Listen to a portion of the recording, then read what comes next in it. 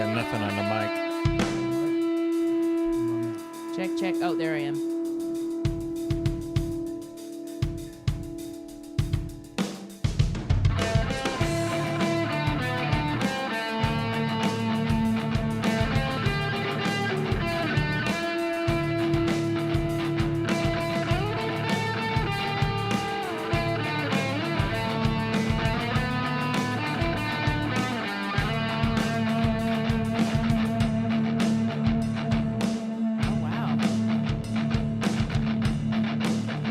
Bunch of people jumping in? Yeah. Nice. They were waiting. What's up, chat room? I'm not pulled up on the YouTube yet, so I can't say hi to you specifically yet. John Luca, good to see you in there. Paul's Hey. in there. PSP Raiderette's in there. Martin. Jordan Ford, Raider Kyle. Tyda. Deborah Royal, 7. Bial's in there. Adam Of course he is. And of course he is. So, yeah. Oh, there's I like the Ron. name of our show. Oh. Tay, it ain't so. Hey, everybody. We're so clever. When I say we, Hey, I good, mean Murf. good name of the show there, pal. Hey, P-Dog, Raider Ryan.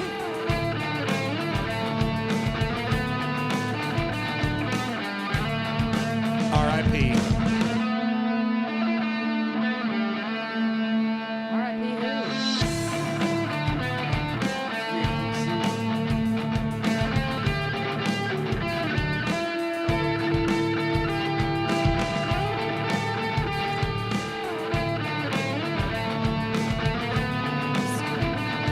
who? Ron, Carl Howard. Hamstring my ass. Check. Hey, QB Jeff, Leo. Good job.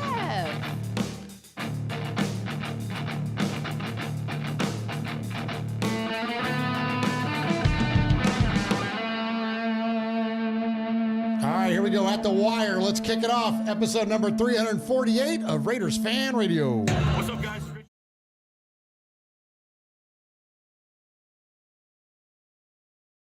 Hey, it's Mike Garofolo, NFL Network here in the home office, and you are listening to the Raiders Fan Radio podcast, taking that lighter journey into the dark side with Murf, Swag Jeff, and Michelle. She's got great hair. It's a little pink, it's a little purple, whatever it is. I'll tell you what, if I could grow it, I would sign up for that color today. So listen to her and the entire crew as they give you all the information on the Raiders on the podcast that benefits the One Nation Foundation. It's a great cause. It's a great pod. Tune in, turn it up. Here it comes. All that Raiders info and takes coming at you right now. Jackpot, baby. Raiders Fan Radio. Oakland, LA, Oakland, Vegas, Raider Nation, wherever, forever. You got your old Uncle Mosh and Raiders Fan Radio from Murf's Man Cave, taking a lighter journey into the dark side. Sit back, put your feet up, pop a top, and enjoy the ride. Here we go! Look left, look right, Kolechnikov, a leaping pass, touchdown! We miss you, we love you, and we'll see you in the Hall of Fame. When you have great coaches, then after you have great coaches, you get great players. You have a great organization, and you tell them one thing: just win, baby. Way up the middle, intercepted Filipiano at the 50, time running down, Oakland football, and I think Oakland victory. The Oakland Raiders have scored on the most zany, unbelievable, absolutely impossible dream of a play. Well, I love this team. I think this team can win. You are listening live to Raiders Fan Radio. Take it away, guys. Why, thank you, Brent Musburger. What is up, Raider Nation? Your buddy Murf back once again for what we trust will be a fantastic episode of Raiders Fan Radio. Episode number 348. 348 episodes of Raiders Fan Radio. And that doesn't even count them all, because that doesn't count rundowns. That doesn't count, like the Super Bowl specials, Halloween Tales specials, from the Nation. Tales from the Nation. Like we've probably done over 500 of these things. Wow. Isn't that unbelievable? It's unbelievable. That's a lot of shows. But anyways, we appreciate all of those of you that are joining us live in the chat room tonight. Oh, I got to bring up the chat room on the thing here. Yeah, you want me to shout them out? Please do while I'm working on that. Absolutely. Martin, Fabricator Gil, Van City Raider, Paul, Sacktown Raider Mike, Raider Craig, Martin Miller, QB Jeff, Vegas Raider Pete, Leo, Fabricator Gil, JS Raider. I think I saw, let's see, Foxy Scorpio was in there. Saw Raider Ryan, Gianluca Morelli in there. PSP Raiderette in there. Ron the Mater Raider in there. Desert Raiders in there. Steve Ohio Sheffer is in there. Hooligan Nation and all that stuff. So hey, Welcome, Swag Jeff. Hey, styling and profiling. Man, it's great to be here. And if this is your first time here, welcome to Raiders Fan Radio, where we take a lighter side journey into the dark side. And if you want to find us, you can do that a multitude of ways. You can obviously find us here. If you're listening to us live, you know where to find us. And it's right here on YouTube. That is youtube.com/Raiders Fan Radio. We go live each and every Wednesday around 6 o'clock. Sometimes it's a little before, sometimes it's a little bit later, but it's the 6-ish time. But you can do that. You can find us anywhere you listen to your podcast, whether that be Apple Music, Google Play. Is it still called Google Play? Yeah, I think it's going away. It's now Or YouTube Music. Music? Yeah. Okay, Ooh, we yep. said that in unison. Nice, That was like a Mary Kate and Ashley Perfect moment. harmony. That was nice. That was nice. So you can do it there. If I You would can call it find us nice. on. Let's not. It's easy, No, it's Jeff. nice. No, it's nice. It's nice. You can find us on Amazon Music. You can find us on Spotify, any of that stuff. Stitcher. You can find us there. You can find us on the Twitch. And Uncle Mosh will tell you a little bit about that later. Yeah. But anywhere you can do that, you can just any of your internet connected devices. You just say, "Hey, whoever, play Raiders Fan Radio," and you'll listen to these three knuckleheads that are in this room. So, That's right. So much respect to everyone that's here, that's listening at home, wherever you're at. I think we're the most goat yoga podcast in the world. I think in the world, in the absolute world, let alone Raider fan landscape. You know what I mean when it comes to Raider fan shows. Yes. And so, thank you again, everybody joining us live tonight. Thank you, Swag Jeff, for jumping in there and making those announcements. But let me formally introduce you to the show. My name is Murf. If you're new to the show, I'm the I don't know. I call myself the host because the we're head all blowhard. hosts. Oh yeah, I'm the head blowhard. I am that. You are that. I mean, well, Thanks, Michelle. definitely are that. it's in your bio. That's the only That's reason true. I It is, agreed. yeah. So I'm Murf. I'm the head blowhard around here, and but we don't do this show alone. So please let's welcome my best friend and yours, who adorns the Eastern Annex of the Murph's Fan Cave desk. He is Swag Jeff. It's Swaggo? Man, is anything happening in Raider Nation right now? There's Sadly, like literally no news. Oh man. my gosh, there's no news. Well, there's no news on a particular number 17 right now, but we're going to definitely be talking about that. And of course, we're going to be talking about the win because it is Victory Wednesday. Oh, it is. I think we kind of maybe forgot about that a I think little we bit. did. Victory! Let's go. Let's go. Absolutely, Yep, absolutely. absolutely, man. But Murph, we don't do this show alone. No, thank goodness. Thank goodness. So it's finally sitting over here to my left. Finally. Sitting over to my left, adorning the southern annex of the eastern annex of the Murph's Fan Cave desk. Please welcome in the lovely Michelle Swag. Hi, Michelle. Hi. I'm just here so I won't get fined. Well, yeah. Because, man, I even forgot we won on Sunday. That's how. I'm serious. That was, We was just overshadowed. Raider Nation just remains in the trenches, Michelle. I mean, I asked Lamont before I left. I was like, will we ever have a season where there's not some drama, some dumb, like when is it our turn to just have some consistency? Yeah. I thought that it was now, and I was wrong again. You might, but you're not wrong yet. Okay. We're Well, 2-2. Okay, that's true. Yeah. Yeah, that's true. You're right. As JT Yeah. the Brick said on this show, just like a few days ago. True. You take the season in 4-game chunks. Okay. And right now we're 4-4, and now let's That's get to not the bad. next 4. Okay. There you go. There's some faith to be had there. There is. Yeah. Yeah, I know things got a little I'm funky. gonna do my but- best. Things got a little funky, but we're good. We're good. We're good. We'll be all right. We'll be all right. We'll be all right. Yep. Look at For those of you that are on the audio or podcast there, I'm wearing the DADC shirt. Wow. So this is one that we had made, 3 years ago?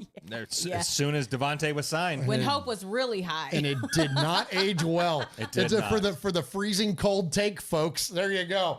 There's one for you. Yeah, man. So we're going to talk plenty, of course, about Devontae, and we've got that upcoming. But before we get to that, let's shout out the chat room. And I want, Swag Jeff, please do me a favor and highlight the folks in the chat that have become members. Oh, yeah. Sure. Member, cabrón? Member? You member? Member? You don't member? You member?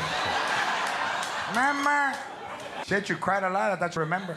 Absolutely. So first off, kicked off the night Yoshi with a $10 donation to the One Nation Foundation. So Thank much you, respect. Yoshi. Much respect. Yep, for sure. And then we got some new members, man. We got some new members. Welcome to the Get Made member page to Daniel Mangus, who just became a member. Daniel. And then our buddy Tyder Raider, who says, is this Raiders fan anonymous? And he became a member, but he became a member for 11 months. Oh, Holy cow. Yeah, so he's a member until next September. Wow. Yeah, so much respect, Tyler Once Raider. again, we're Super Bowl favorites. That's right. Once again. Absolutely. Yeah. Thank you so much for that, guys. Thank you very, very much. And if you want to become a member, you can get your name in green, like Vegas Raiders Pete there. Yeah. You get your cool name in green, and then you get a bunch of emojis. You get a bunch of, you get a card. Yeah. Do you have your card over there, Michelle? I do. And it's spooky season, so it's a perfect time to is. show that thing off. So for those of you that don't know, Michelle's an artist, cool. and that's Also, everybody look at my Belinikoff nails. Look at how good those nails fire. Because they're not going to be there long, so I want everybody to notice those. Absolutely. And welcome to the member Chuck Raider, Oh, who just thank you, Chuck. became a member as thank you, well. Chuck. And then Daniel Mangus, who says Happy Victory Wednesday, Raiders. And remember, F the Donkeys with a $20 donation to the One You're Nation the best. Foundation. Thank you so much. If you're a member and you don't have this card, send me at show or Michelle at Raiders Fan Radio or show at Raiders Fan Radio your address, and I'll get you one in the mail. Yeah. Absolutely. And we've got a limited amount of how many we got left? I'm not sure. Okay. But Like 20 or 30 maybe, or probably something like so. that. Something like that. probably yeah. so. So we got there's still a good amount left. So if you want to get if y'all want to get those in. So thank you very much all of those of you that have become members, and then thank you to all of those of you that support the One Nation Foundation, as you can see here as I'm rocking the cap. Appreciate those of you. That's our what do the kids call it? Nonprofit. Oh, there it is. Once we figured out that we could I found it. Once we figured out we could make money with this show back in 2019, when we decided we were going to give it all away, and we give it all away through our nonprofit, which is the One Nation Foundation.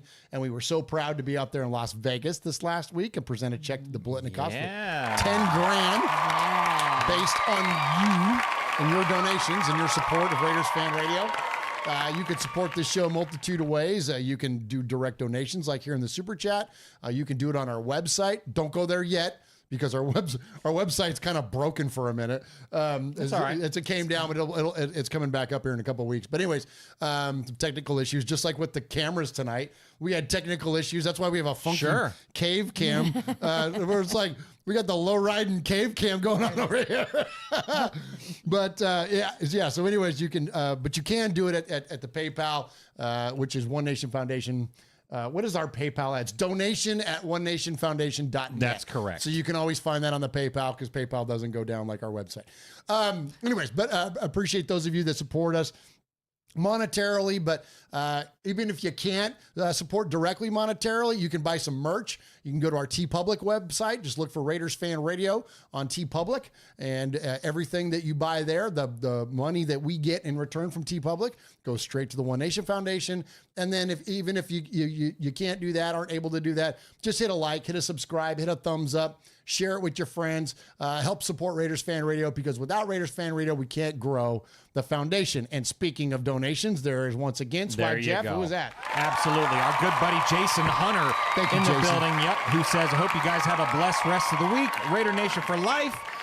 With a $20 donation. Yes, thank you, brother. And then Thank followed you. up quickly by our buddy Hooligan Nation, who says, we're going to ride them donkeys. We're going to ride them donkey, bitch, please. With a $20 donation. Yep. Thank you, Hooligan, man. Much respect.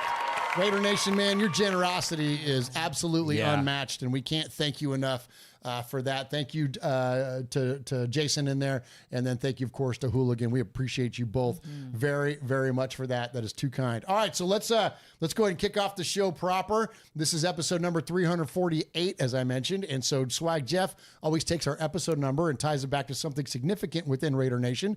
And Swag Jeff, who do we have tonight? Absolutely, man. Well, for this one, we don't have to go back very far at all. How far are you going back? Maybe a calendar year. Oh. Okay, and it goes a little something like this. So we're going to be going back to week 6 last year, and the Raiders are victorious. Week 6. I've been hearing that my whole life. Oh.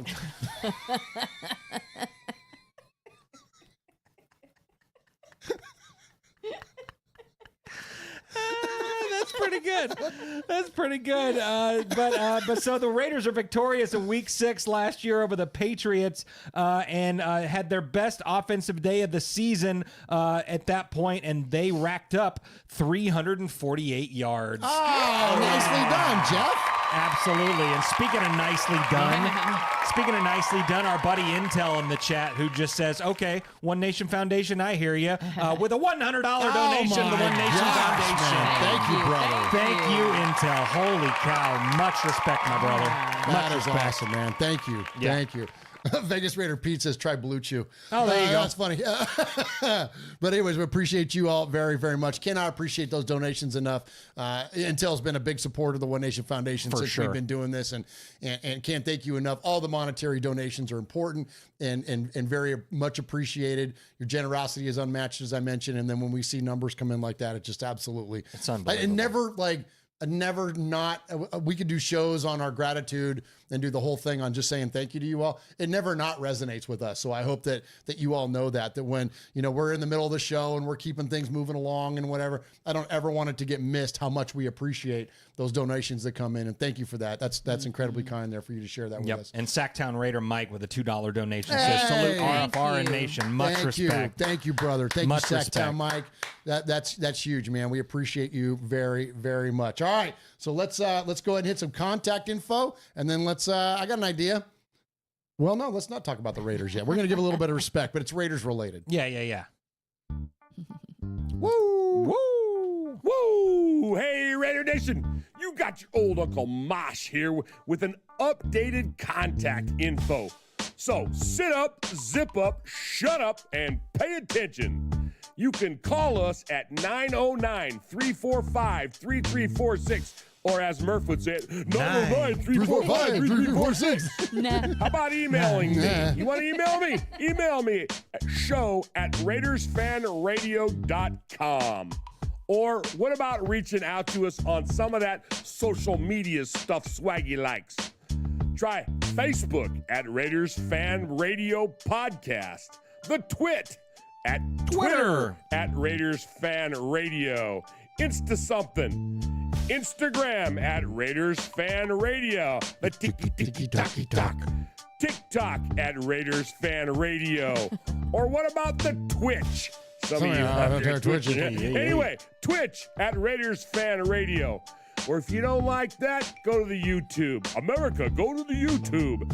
YouTube.com/Raiders Fan Radio. Oh my God, if that wasn't enough, go to your podcast provider and search Raiders Fan Radio. Holy crap, that was a lot.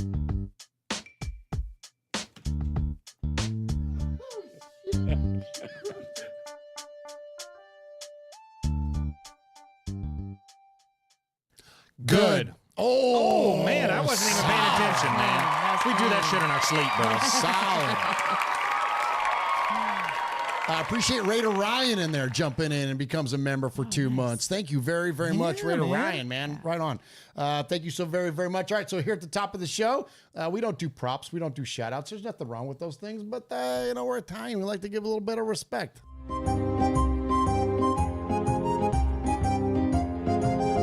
Murf, Swaggy J, Nation, it's time for a little respect.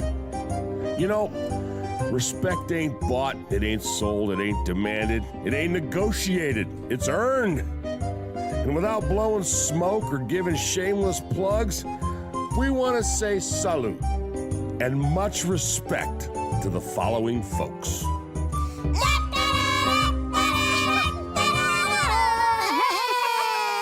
What's up, Stuart Swagger in the chat room, man? Let's go. Nice. Yeah. Too bad there's no news around the Raiders today. Yeah. You really hit that one, bro. Holy yeah. Jeez. Ease up, bro.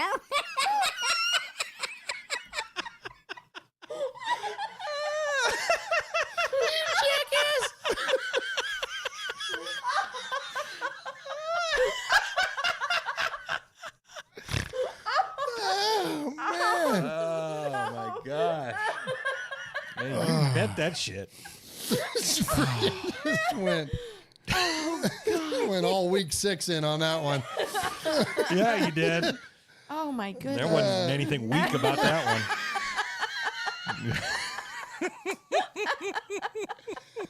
Oh my gosh. All right. So hey, listen, we need to take ourselves seriously around here. We are highly influential members of Raiders fan media around here, guys. Okay. Can we go ahead and tighten up the ship?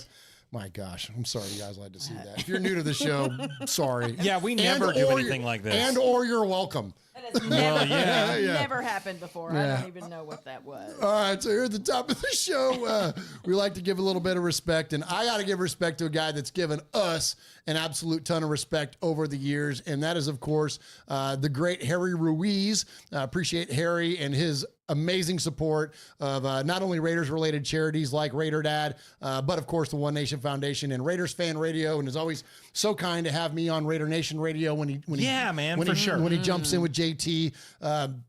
So appreciate him very much. Well, I want to give him respect because Harry's a great announcer. And like we talk about our friendship with Harry Ruiz a lot, but I don't think give him enough respect as an announcer sometimes. And so this is really cool. So in the game this last week, there was his call against, his call of DJ Turner running it in against the Cleveland Browns was featured on the national broadcast. Yes, and so it was. I clipped that out for you all so we could all check it out together. So here's our good friend, Harry Ruiz. 16 yardas, ahora acarreo por parte de DJ Turner.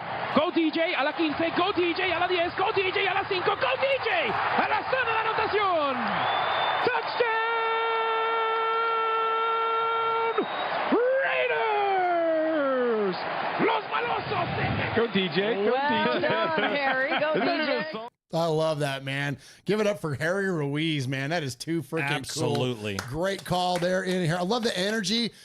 He's such a positive guy, and he's got such a positive voice that even when you're not listening to him call a game, but just being around the guy, Michelle, like he's just nice. He's just a kind guy, right? Such a kind guy. He always has such kind things to say, and he's so supportive. Like I love seeing people like that highlighted for what they do.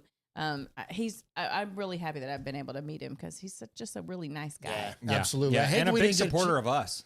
Yeah, absolutely. Like, I mean, kind of like what you were just saying right there. But like when we hung out with him before the Niners preseason game, we gave him one of our One Nation Foundation pins, and he wore it for the broadcast. Yeah. Like, I mean, he's a big supporter of the One Nation Foundation, legit, which dude. is super cool, and he's obviously a huge supporter of Josh Caminite and Raider Dad and all that stuff. And like you guys both said, just couldn't ask for a nicer man. Yeah, like absolutely. just such a good guy. Yep.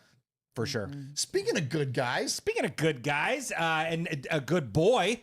I see what So you did there. my respect goes to our. he's a good boy. He's a Welcome good to boy. What a good boy he is. Who's a good boy? Yeah.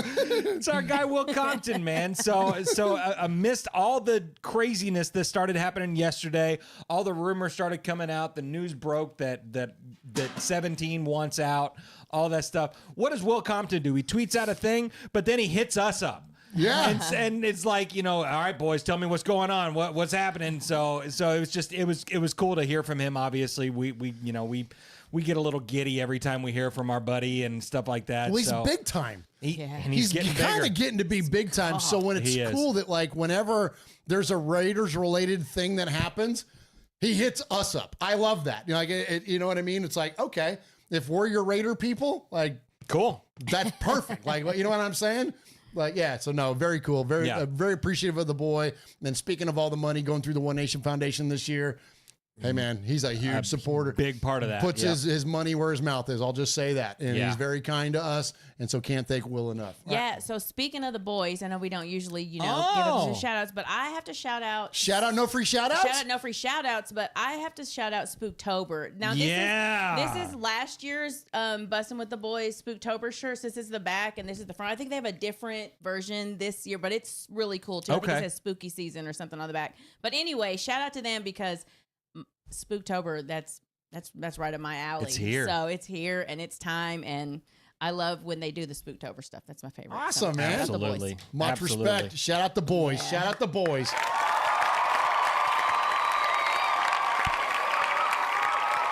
All right, so speaking of scary movies. Oh, yeah. Oh, this is Jeff's favorite part. He loves this. So, I love this shit. So last year, before we started doing the show, Michelle and Jeff were talking Raiders stuff before we would even start doing the show. And I'm like, will you two quit it? Like, quit talking about the Raiders. Like, you got to do that when we get on the microphones. So I'm like, well, let's come up with a fun way to have something else to talk about before the show starts. So, and of all things, this was perfect. This is what we landed on. Yes. So your assignment this week, Raider Nation, is that of all of ours. We pick a movie that the three of us have not seen, and then we watch it this week, and then we'll talk about it briefly on the next show before we get going about the Raiders. And we're going to talk about the Raiders in like 2 minutes, man. So chill out. But so this week, the movie is Oddity. Oddity is on Prime Video. You can rent it for like $5. So the movie is Oddity. I don't know anything about it. And I think I watched a trailer like 2 months ago or whatever it was that the thing came out or whatever, but I haven't seen it since. So that's the movie this week is Oddity. So Raider Nation, if you want to jump in with us and watch that this week and then give us your reports back in emails or your messages or even in the chat room, it's Oddity, Oddity. Did you say it's on Netflix? No, I think it was Prime. Oh, Prime. I'm Video. sorry. Okay, Prime. Yeah, Prime. I'm putting it in the chat. Yeah. Oh, perfect. Okay. Yeah. So check out Oddity on Prime. All right. Swag Jeff, hit a break and then I got an idea. Oh, about time. Let's talk about the Raiders.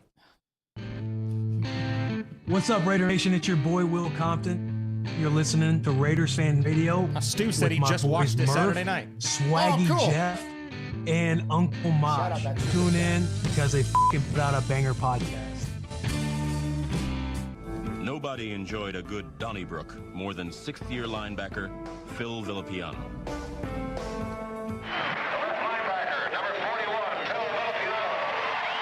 This is Phil Villapiano, and you're listening to Raiders Fan Radio. Put the whole chat into. Yeah, absolutely. So much respect. We had some super chats roll in. So Y Diaz is in there. It says, going to the game this weekend, any tips? And I saw a bunch of people said, don't wear your Devontae jersey. But with a $2 donation, so much respect. Thank you, Y Diaz. Our buddy Ryan Esposito in there says, if I'm the Raiders, I also hit up the Texans for Damian Pierce. What do you think? With a $5 donation to the One Nation Foundation. Thank you, Ryan. Absolutely. And then Nightwing says, what do I think? I think all conversations are on the table at this point. Yeah. Yeah. No stone unturned for sure. Yeah. Thank you. Absolutely. Yep, absolutely. Yep. So Nightwing in there says, much love, y'all. Raider Nation for life with a $20 donation. Thank you all. Thank you all of you three. Yep. Appreciate that very, very respect. much. And then some great folks in the chat.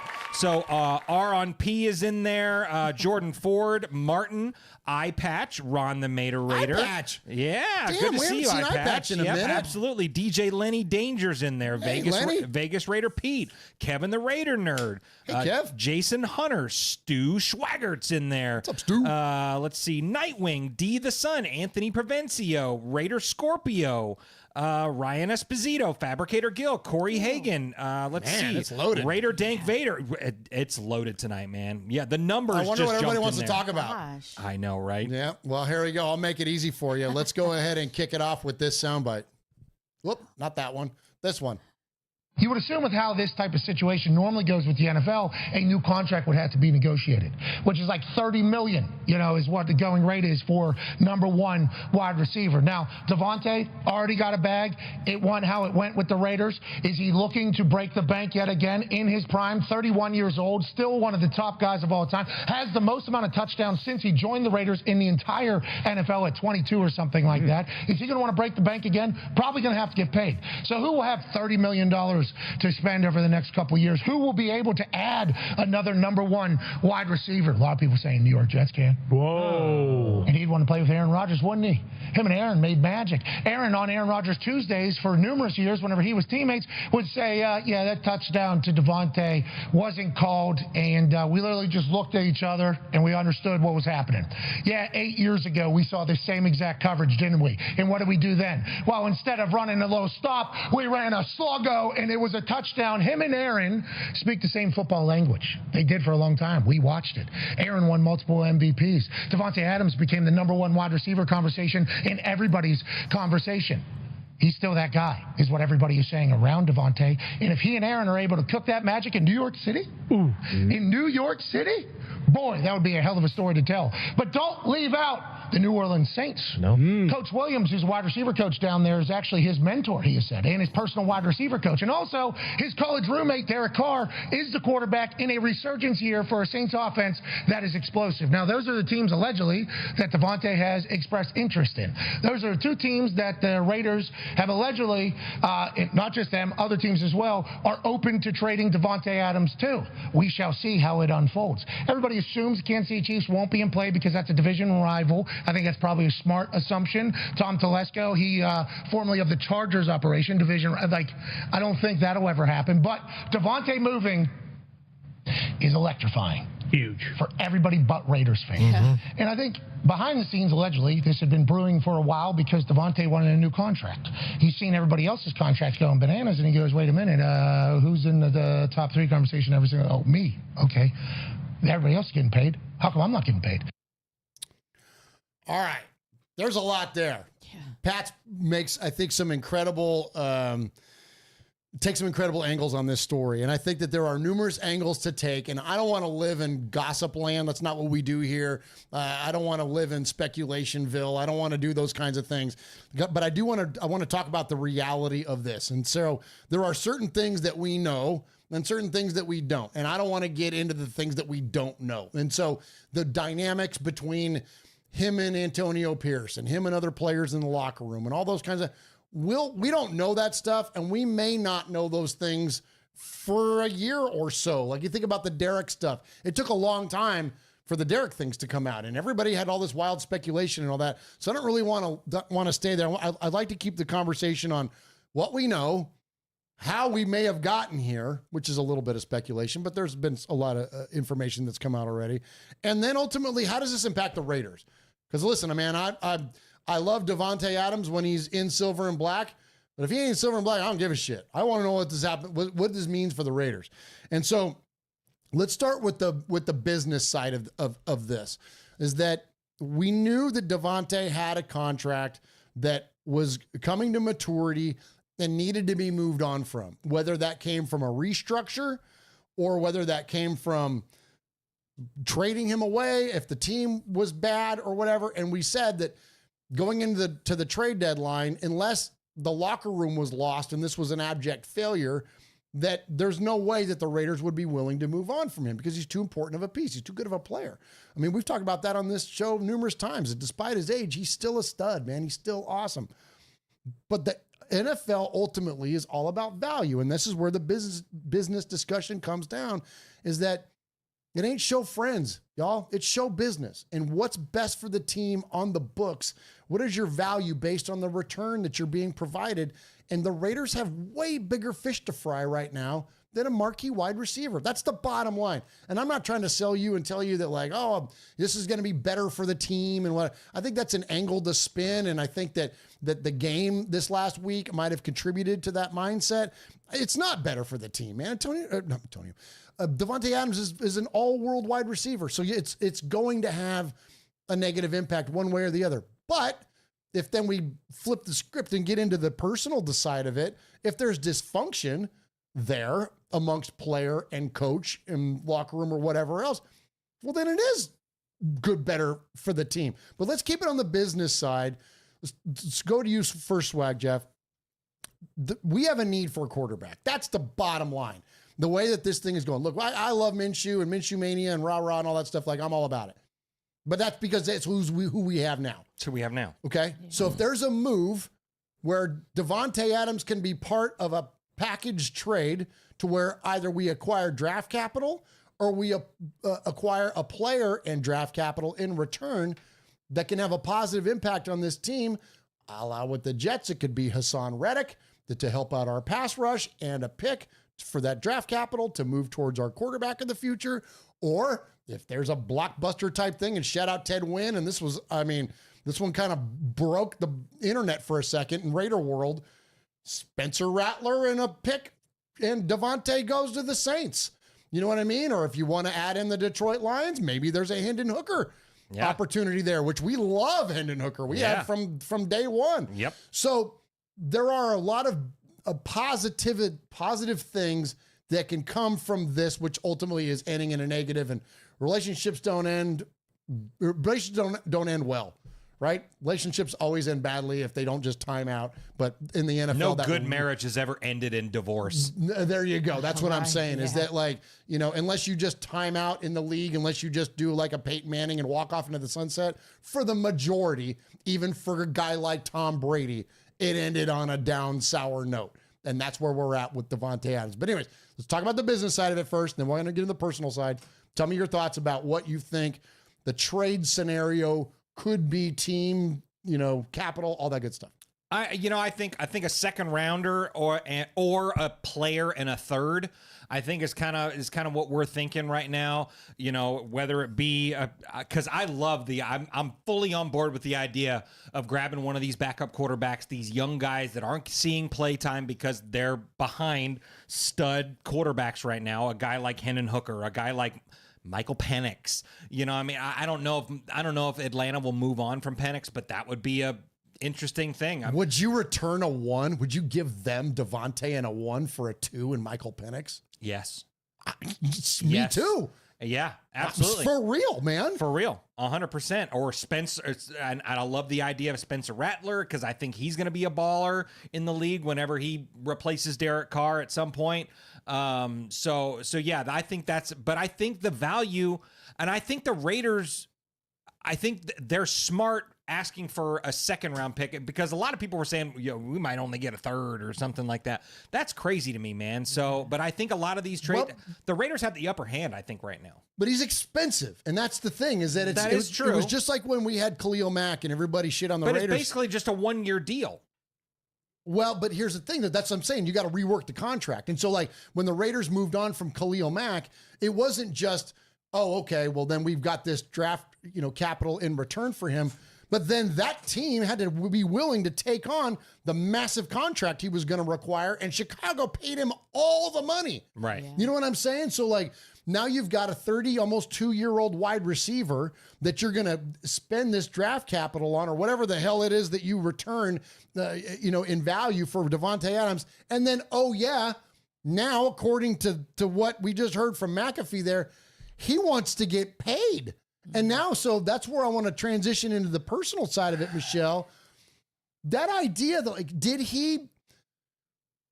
I don't want to pin this on the guy because I don't know Devontae. Right. But he's been on this I don't want to be traded, I'm happy here tour for the past 6 months. And now all of a sudden, all this stuff comes out that he wanted to be traded, that he was kind of a problem, and that he did want to rework his contract and all this stuff. And it's like, did he put the Raiders in a spot that maybe we as fans wish he wouldn't have and didn't expect him based on his character? Yeah, I'd like to take his whole career that we've seen him and use it as he's always kind of shot straight, and something must have happened for him to want to be traded. Like we're 2-2. It's not like we're 0-4 and he knows his clock's ticking and all of these things. Like something happened. I mean, he vouched for AP. He vouched for Getsy. Like he said he wanted to be on this team. And multiple times he said, I want to be here. Like, I don't want to be traded, blah, blah, blah, blah, blah. Something happened in the last, I don't know, couple weeks or who knows, but something personal happened for him to finally come to a point, or he finally came to the realization that doesn't have a ton of time left and he needs to go somewhere where he feels like he's going to be more utilized. I don't know. It's weird. It just feels weird. Why vouch for all of those things and then be like, oh, you know what? Trade me. Trade me instead. What? That it just feels like a Uno. Oh, what is it? The reverse? Like a reverse card. The Uno reverse card. 100%. Uno reverse, yeah. 100%. Well, and tell them about what you were telling us right before the show about the rumors that you saw about maybe him and Max. That they got into it Yeah, after during the that- Panthers game or whatever. Yeah. Well, it was just that. That was just the tidbit that I saw. But I think I but wonder then if that came also- out during the players only meeting. Yeah. Well, something big happened at that players only meeting, which, like you said earlier, we may never know exactly what happened, but something, and it just feels like for him to be now asking for a trade, he must have been at the center or one of the people at the center of whatever was happening in that players only meeting. Like, it only seems like the dots connect. Absolutely. Yeah. It can't be coincidental. The players that were involved, and then all of a sudden the injuries and the personal times and all this stuff. It's the optics are not great. And so I would say this, that there's a lot of, listen, and I get it, man. There's a lot of disconcerted people on Twitter and everything else on social media. And they're like, oh my gosh, here we go, Raiders again. And this is dysfunctional and blah, blah, blah, blah, blah. Listen, all the things that we talk about Antonio Pierce and his leadership and all that, we're going to find out real quick. This is when whatever that disruption was in the locker room with the Raiders going back to the 2017 season between Derek and whoever else, if it was the line or whatever the thing was, something happened that was disruptive in that locker room, and it took the team down. It took a very, very good football team absolutely down. We smoked the Jets, we smoked the Titans, and then all of a sudden we get our ass kicked on Monday Night Football out of nowhere by a Washington team that wasn't that great. So something went down in that game. Now, at the time, under Jack Del Rio's leadership, it exposed a weakness on him, and it carried through the rest of his tenure and ended with him and Michael Crabtree and all that bullshit that happened on the sidelines. And then he freaking announced his own firing at the end of the season. Yeah. Right? And so we're going to find out, is Antonio Pierce going to go the route of Jack Del Rio and Mike Singletary, or is he going to go the route of Dan Campbell? We're going to find out real fast. Yeah. Real fast. Yeah. You know what I mean? And I think that I'm going to lean until I have evidence proven otherwise, Jeff. And this is where we're going to get into the third angle here, which is the situational side of this. Okay. Again, I'm not trying to sit here and tell you that the Raiders are going to be better without an all-world future Hall of Fame player.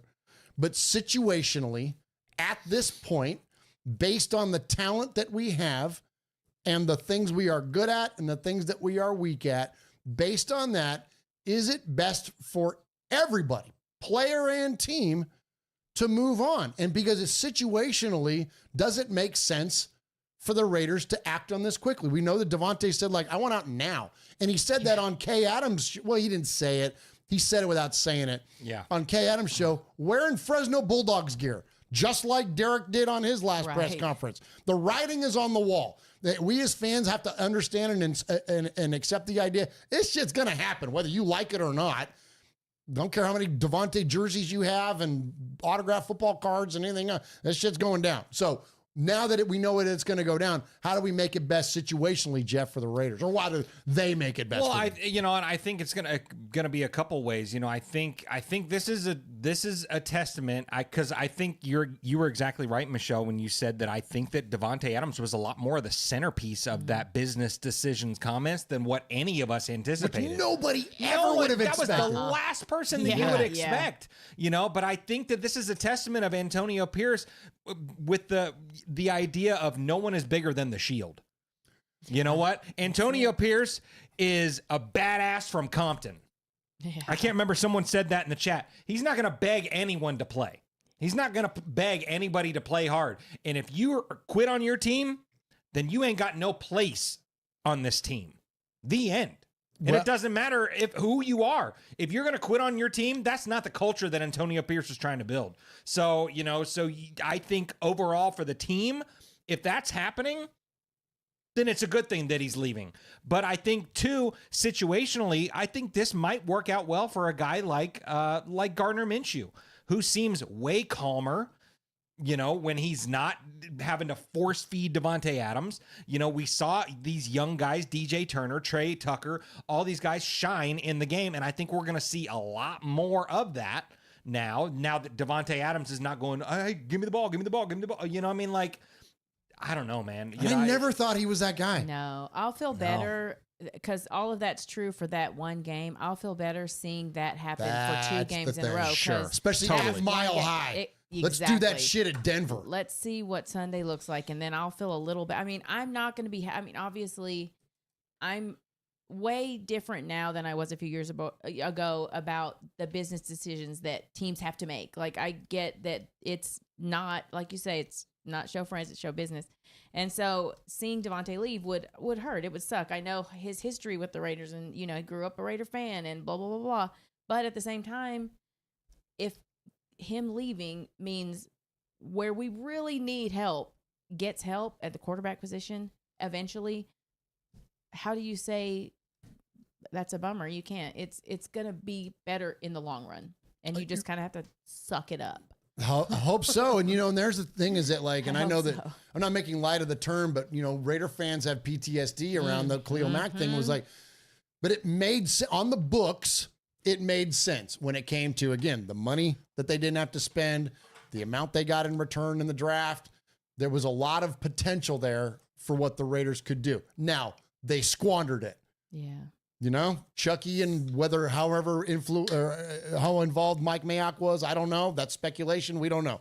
We know that it was probably John at the top of the rounds and it was Mayock in the lower rounds, except for Josh Jacobs, because we know that Mike Mayock made cut-ups of Josh Jacobs films and walked into John's office and said, we need to get this guy. And he was right. And out of everybody drafted in that first round, he was the only good one. So I hold Gruden a lot more accountable than I do Mayock for those drafts. That said, this will ultimately, the decision-making here will ultimately show itself based on what the Raiders do in response. That's it. We can get, whether it's a player or whether it's just draft picks or whatever, but then what do you do with them? I remember when we were talking about the draft this year, and I would go on with on other shows, and people would talk about the draft to be like, well, where do you want the Raiders to be drafting at, and what players? I'm like, I just want them to do well where they're at. Sure. Wherever that is. Yes. If you've acquired additional picks, do well with them. And so far to date, and I know that people have their issues with Telesco, and I'm not telling you to not have them, but that said, to date, draft-wise, looks pretty solid so far. When you look at the players that have come in, obviously the Bowers pick was a home run. Sure. JPJ looks to be probably a home run. Yep. Right? Yeah. DJ Glaze is looking pretty freaking good. Okay.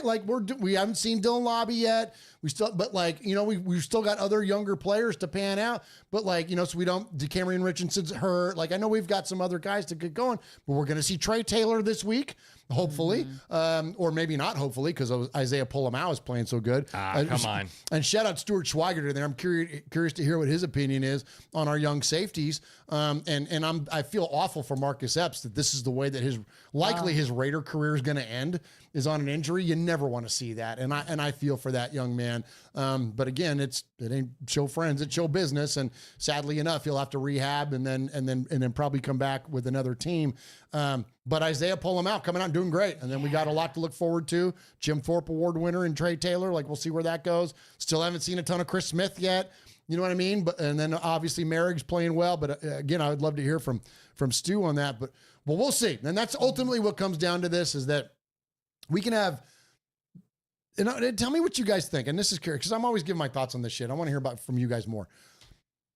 I like players, I really do, and especially when we get away from the game, when their careers have ended and we've got distance from them, like a guy like Stu. I love Stu. I love the way that Stu played. I love how he represents the Raiders. You look at guys like Woodson, or we were around a ton of them this week, Michelle. Yeah. George Atkinson, Jim Plunkett, right? Rod Martin, Mike Haynes. I love these guys, but when in the current playing atmosphere, I don't necessarily get attached, because I'm attached to the Raiders more so than players. And if that makes me a weird or bad fan, I'm sorry, but that's just the way I feel about it. And so if Devontae moves on, Okay, like how is that going to benefit the team that's still in silver and black? That's really all I care about. Yeah, I think you can't get attached to players anymore. I mean, maybe there was a time when you could get a little more attached to players, but they move so much, especially receivers seem to move a lot. And so I think you can't get attached, or you're going to have really, really bad days and good days. So you have to keep it level. But then you also, as a fan, there's something special about getting attached to players because they're on your team and they're, helping your team get to the playoffs or the Super Bowl. So it's a fine line that is really kind of hard to not get attached because, like, I would love to see Devontae Adams finish as a Raider, but there were a lot of other players that I would have liked to have seen too. So I don't think you can get attached anymore unless you love getting your heart broken and then attach away. But I don't. Well, well said. And so, Jeff, growing up, I was obviously a Raider fan and then a huge Oakland A's fan. And Reggie Jackson got jettisoned from the A's to the Yankees, and Ricky Henderson went to the Yankees, and so did Mark McGwire, and so did Hudson and Mulder and Zito and Eric Chavez and Jason Giambi and Miguel Tejada, and I could go on and on and on. There's been literally, all the great A's that have come through have all been jettisoned at some point. Jonas Cespedes, for real. And then as a kid, Kenny Stabler got moved on from. Kenny Stabler went to the Oilers. Yeah. Marcus Allen went to the Chiefs, right? Like there's a lot of that. And when we talked to George Atkinson this past weekend, Jeff, he talked about the Soul Patrol, and those guys played together for 9 years. Oh, that's unheard of. Yeah, right. 9 years. So you had Jack Tatum, George Atkinson, Skip, Dr. Death Thomas, and Old Man Willie for 9 years. Wow. That never will happen again in today's NFL. So I wonder if the whole attachment to players thing, like we've seen, or at least I have, because I'm old enough now, I've seen the league go from you could say the same thing about the Steelers. You could say the same thing about the 70s Dolphins, like any of those teams. They were together for a long, long time. Sure. And then we entered into this era of free agency, and it was like bing, bing, bing, bing, bing, bing, bing, bing, and players started moving around a ton. So it was like, I got dinged up enough in my fandom of my attachment or love for certain players that finally I just quit caring. Yeah. And I'm just like, well, I'm not going to root for this player anymore because, or attached to the player. I'll root for them, but not going to attach to the player because they could be gone at any minute. So maybe that's just a symptom of my own personal fandom, but tell me your thoughts around that. You either die a hero or you live long enough to see yourself become the villain. That's my thought on that. And I'm with both of you guys. I love players. Devontae Adams is currently just up until a couple days ago was one of my favorite Raiders. Mm-hmm. One of the best wide receivers in all of football, all that stuff. And he plays for my team, and that's the thing. I'm not rooting for players from other teams. I didn't follow Derek Carr like that one guy did. You know what I mean? I will respect Derek Carr when he comes back. Just like, we will respect the time that Devontae Adams was with the Raiders, and I'll respect that when he retires. Yeah. But now he's public enemy number one. He's the guy that has turned his back on the Raiders. He wants out. So see you bye. He's the villain now. Yeah. So get as much as what we can out of it. But that's kind of the way I look at that. Yeah, I don't see him as a villain, but I do see when he's gone. But I feel like he really, and maybe he should have made this decision sooner, but he came to the team to play with Derek. The same season, Derek gets shipped off. They bring in Aiden O'Connell and Minshew, and I'm not saying that they're not serviceable, but they're probably not what Devontae Adams would have wanted throwing him the football. He's had a few, Lamont calls them hospital balls where, he's been nailed, so I get maybe finally coming to a point and acknowledging that maybe maybe he tried to convince himself this is where he wanted. I don't know. Do I think it's bad timing? Yeah, it sucks. But like I said, something happened in that meeting that changed how he felt. I don't fault him for wanting, I appreciate he was on the sidelines and he was cheering everybody on for the game. Like, it's not like he was sitting there, just being salty. And I know that's probably for looks for whatever next team he goes to. But yeah, I don't really see him as a villain. And maybe I will, like, after he's gone. Maybe I'll give him the finger or something. I don't know. But I feel like I don't know. I still like the guy. And I think he's a fucking incredible player, obviously. So seeing him leave the team is going to hurt.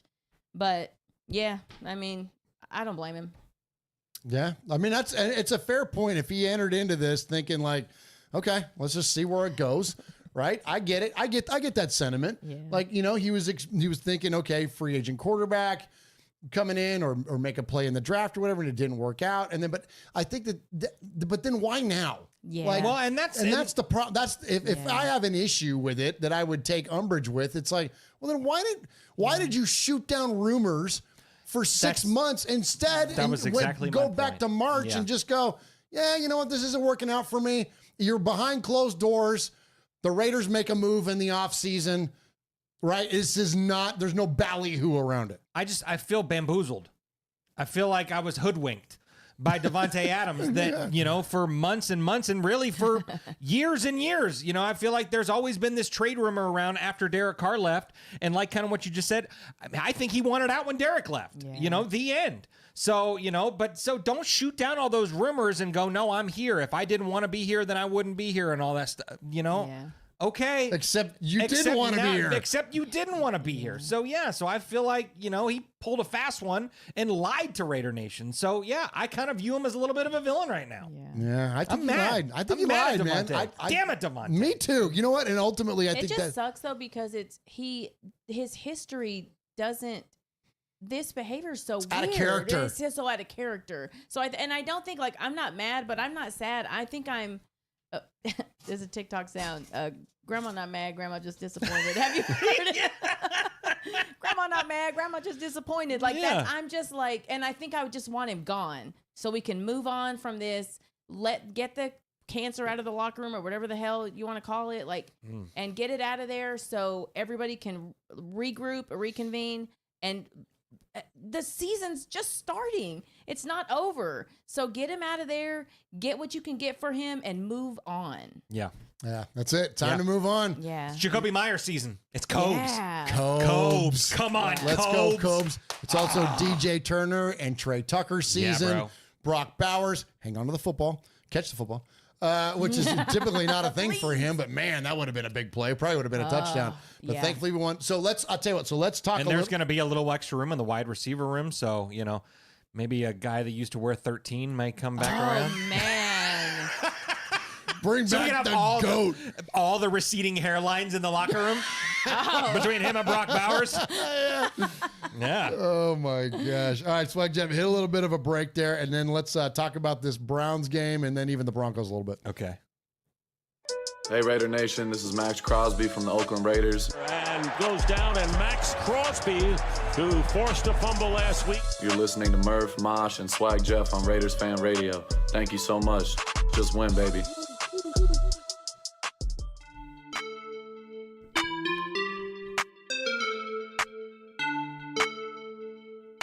Hi. This is AJ Cole from the Las Vegas Raiders, and you're listening to Murf, Mosh, and Swag Jeff on Raiders Fan Radio. Just win, baby. All right, Michelle, shout out the chat room there. Who do we got in the chat room? Let's see. Dixon Cider's in there. Oh, no. Damn it got Why'd you got to start on that one? with that. Anyway. Okay. Brave Raiders in there. Jeez. Anyway. Dixon Cider's in there. Well, yeah. What, Bend Over wasn't available? Maybe they're next. Miguel Ruiz is in there. Lamont's ears just perked up. Hold on, let me stop this video game. Hold on a minute. They're talking about something interesting. That's awesome.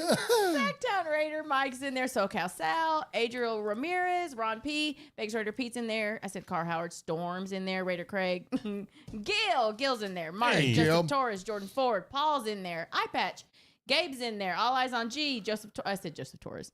Anyway, everybody's in there. Awesome, man. Appreciate you all. And Fabricator Gil in there with a $20 donation to the Donation Foundation. You.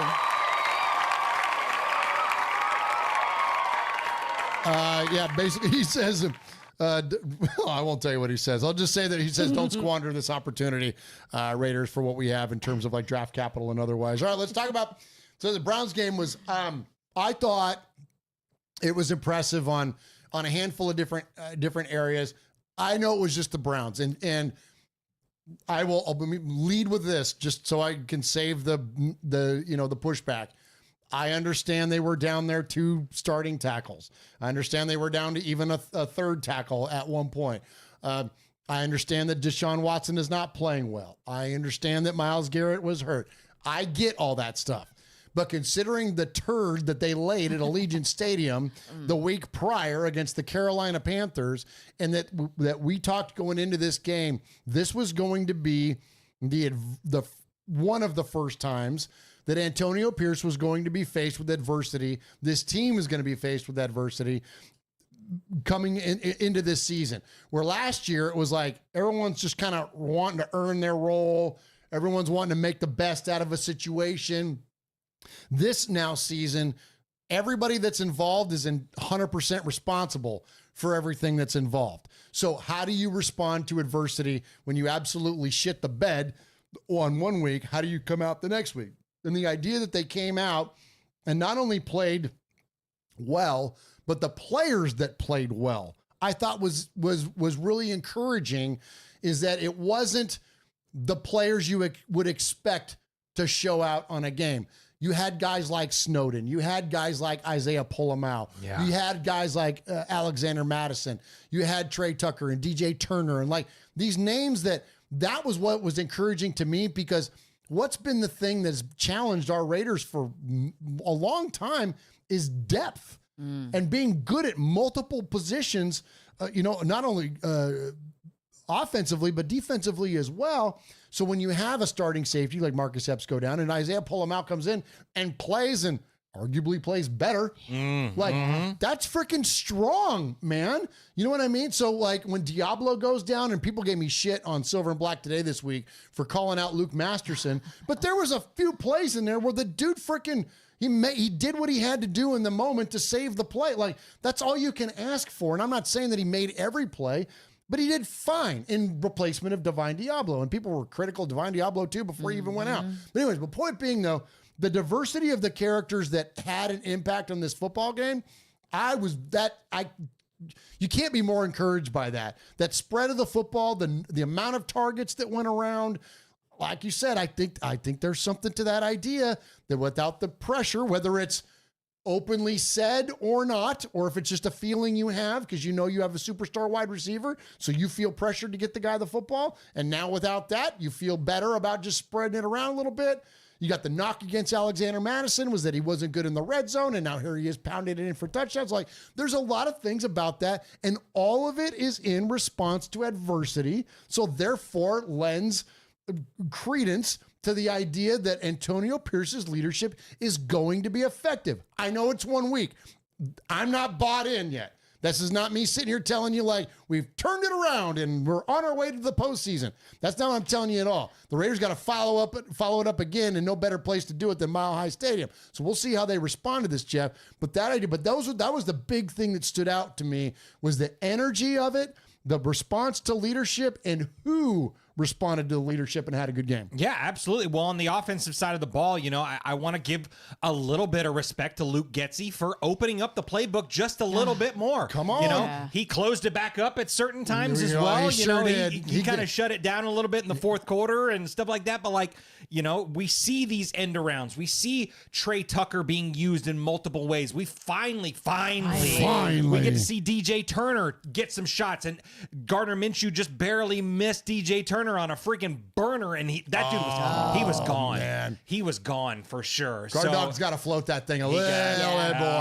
100%. But I think it was really good to see what this offense could look like. And, you finally start to see Jacoby Myers got in the mix a little bit and stuff like that. So, and that's kind of what I was getting at before, that obviously when your, star wide receiver is gone, you're going to have to find other people to get the ball to, but all these guys are going to benefit from this. We're going to see a lot more of what we saw because, the game plan for a while. I mean, because Getsy and DA, they're boys, they're guys. Yeah. Getsy's going to want to feed the ball to Devontae Adams. Oh, that's a good call. That's a good shout out, Jeff. Now that he's gone, so now it opens up his playbook to like, well, now Luke Getsy has to do other things to get other people the ball, So that's kind of my thought on that. Michelle Stuart Schweigert in there, the great Stuart Schweigert is in there, and he says, was so happy to see them finally run the sweep and reverses to the field instead of the boundary. That's one of my biggest bitches that I've had about the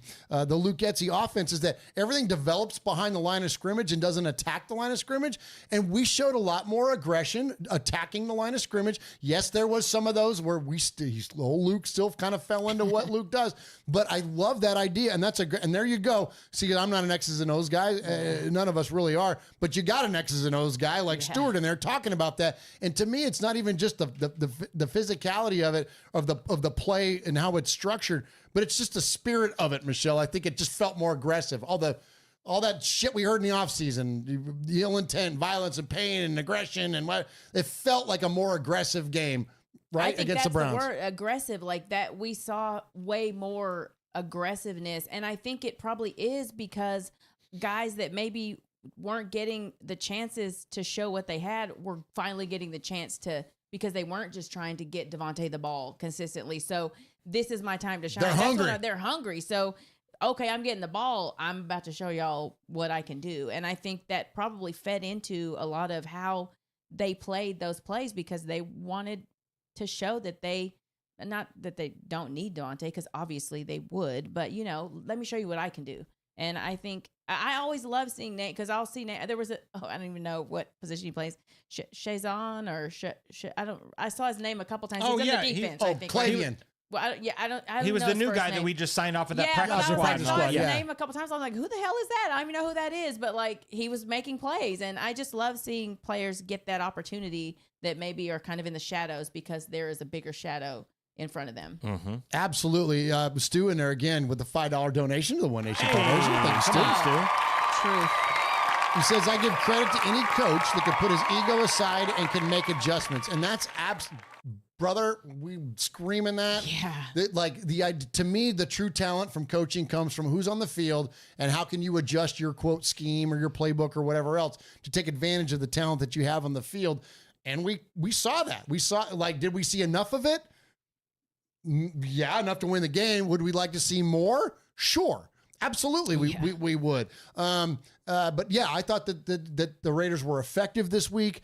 I think they look good based on the circumstances that were provided, and especially if there was some toxicity and stuff, and there was some funkiness going on, to still respond that way and not just roll over like what happened again against Washington in 2017. Then I got to give credit and I got to give kudos, man. Absolutely. I want to address I don't know if this guy's new to the show or what, but Frank Perez in there says, you guys complain too much. Brother, I want to thank you for that. You're the first person in the history of Raiders Fan Radio that told us we were being too negative. Yeah. Wow. What was his name? Frank Perez. Thanks, Frank. Hey, Frank. Thanks, Frank. Are we complaining? I don't remember complaining. Well, first of all, Frank. Okay. Mama's locking in. First of all, some shit has gone down. So I think we have every right to be complaining at this point. Although I will say, I don't think we've been complaining. We've just been discussing. So maybe readdress your verbiage. Yeah. But yeah, man, it's funny because we get normally the thing is around here. I'm just playing, Frank. So I was just being silly. All you guys are doing is you're cheerleaders for the Raiders and you got blind optimism and blah, blah, blah, blah. You know what I mean? So that's funny, man. I love it. Everybody's in there like, oh shit. Yeah. Your podcast mom, freaking... When you hear, funny. First of all, maybe you should be talking. We welcome all comments in here. And thank you, Frank Perez, for being in the chat room. Absolutely. And, thank you so very, very much. Look at everybody's on it now. Don't get Michelle started, Frank. Yep. Frank. Oh my gosh. So let's talk a little bit. We're not going to get into the X's and O's of all this stuff and matchups and all that, but I think that just like the spirit of this game coming up, thankfully we're playing the Broncos early in the season, so we don't have to worry about cold weather. We don't have to worry about snow and any of that kind of stuff. It's already tough enough because you're in the freaking Mile High City there, Jeff. But I think that just like we've felt about this team all year, and frankly, for a lot of years now, don't do it once. Don't even do it twice. Do it a handful of times. And I think that my optimism will begin to restore if we can go in and have a good game against the Broncos. Yeah. Sean Payton's seemingly done a pretty good job, better than I expected at this point, at this early point still in the season. Bo Nix, I think, is doing better than a lot of people expected, myself included. We'll see how this all Except ends last up. week. Well, but he's still playing. But for the season, though, for a rookie, He's playing all right. he's doing relatively well. Their defense is solid. Their defense Their is solid. defense is freaking good, man. So, anyways, but I mean, they went in. They beat the Bucs, and the Bucs are no joke. You know what I'm saying? So, like, Sure. So this is a winnable football game for the Raiders. I would like to encourage everybody to don't lean in too much. I don't even know if I want to say it because I want to be the jinx. Don't. Okay. What are you doing? I know what you're going to say. You know what I'm going to say? Yeah. Okay. Everybody knows it without knowing it. Yes. Okay. So let's not lean it. I'll say this. I know how I can figure. Thank you for stopping me, Michelle. Let's not lean into previous history as the narrative for the present. Right. Okay. I'll just say that. Right. So it's going to be a big deal for the Raiders to go on the road. It was a big deal for the Raiders to go on the road against Baltimore and to win that game. It's a big deal for the Raiders to now go on the road and beat a division opponent and now to have 3 AFC conference wins here in the league. That's going to be a big deal, Jeff, if we go in there and can take care of the Broncos. Yeah, 100%, man. And like you said, this is definitely a winnable game. That defense is no joke. But, I think we're going to see Gardner Minshew play a lot more free. We're going to see a lot more. And like I kind of just to, tail on what I was saying earlier, we're going to have to see Luke Getsy get creative. We're going to have to see him do a bunch of things to confuse this defense and stuff like that. So yes, it's going to be a tight game. It's going to be low. Bet the under. I don't know what the I don't know what the under is, but bet the under because I really don't think that we're going to see a whole lot of points going and stuff like this. Because they beat the Jets 10-9, yes, or something like that, like a very low scoring game. Yeah. But I'm really excited to see Alexander Madison. I think we're going to see him ball out because I think 5 carries for 60 yards in this last game. He's going to be crucial. This running game is going to be crucial. Is he your running back number 1? He's my RB1 this week. I think he's got to be going forward, right? He should absolutely be the running back. He's the one. Every time something happens, it's him that's making it happen. I like Zamir White. But you can't just like somebody because they seem like a nice person.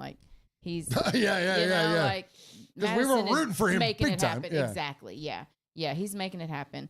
I'm tired of. I feel like a broken record because I feel like every game is a game that is matters. And I know all the games matter, but I feel like we're at another game now where adversity there's a bunch of turmoil. How are they going to respond? It feels like every game this season has been how are they going to respond to this? But I think it's another game where they're going to have to go in there. I feel like they're getting more comfortable with the playbook, and maybe Getsy's going to be able to open it up a little more. And without Devontae, he's going to have to get more creative. So I think those are all good things. Let's see how it plays out. And let's see what the culture looks like. That too, without Devontae, because I would imagine because Devontae was on the sidelines last week. Yeah. I don't imagine that he'll be on the sidelines this week. I don't think right? so, man. I wouldn't think so. A guy that's just requested to be traded now. I don't imagine he's going to be rocking Raider gear on the sideline. State gear in his interviews, man. He's probably going to say he's going to stay back in rehab or some shit like that, So the over-under on this game is 36. That's a low. That's a low number. That is, yeah. That's a low one. So you're saying take the under? Still, you sticking to that on 36? Yeah, why not? Put your money where your mouth is, dog. Yeah. All right. Deal. Shout out Ben MGM. There you go. You go. Shout out Underdog Fantasies, maybe. Maybe not yet. Not this week. Not this week. But we will. But they don't do team hires and lowers. Oh, do they not? They do player. Oh, higher and lowers. Oh, Yeah. oh. Well, So bet the under on Devontae this week. That's a moneymaker right there. That's a moneymaker.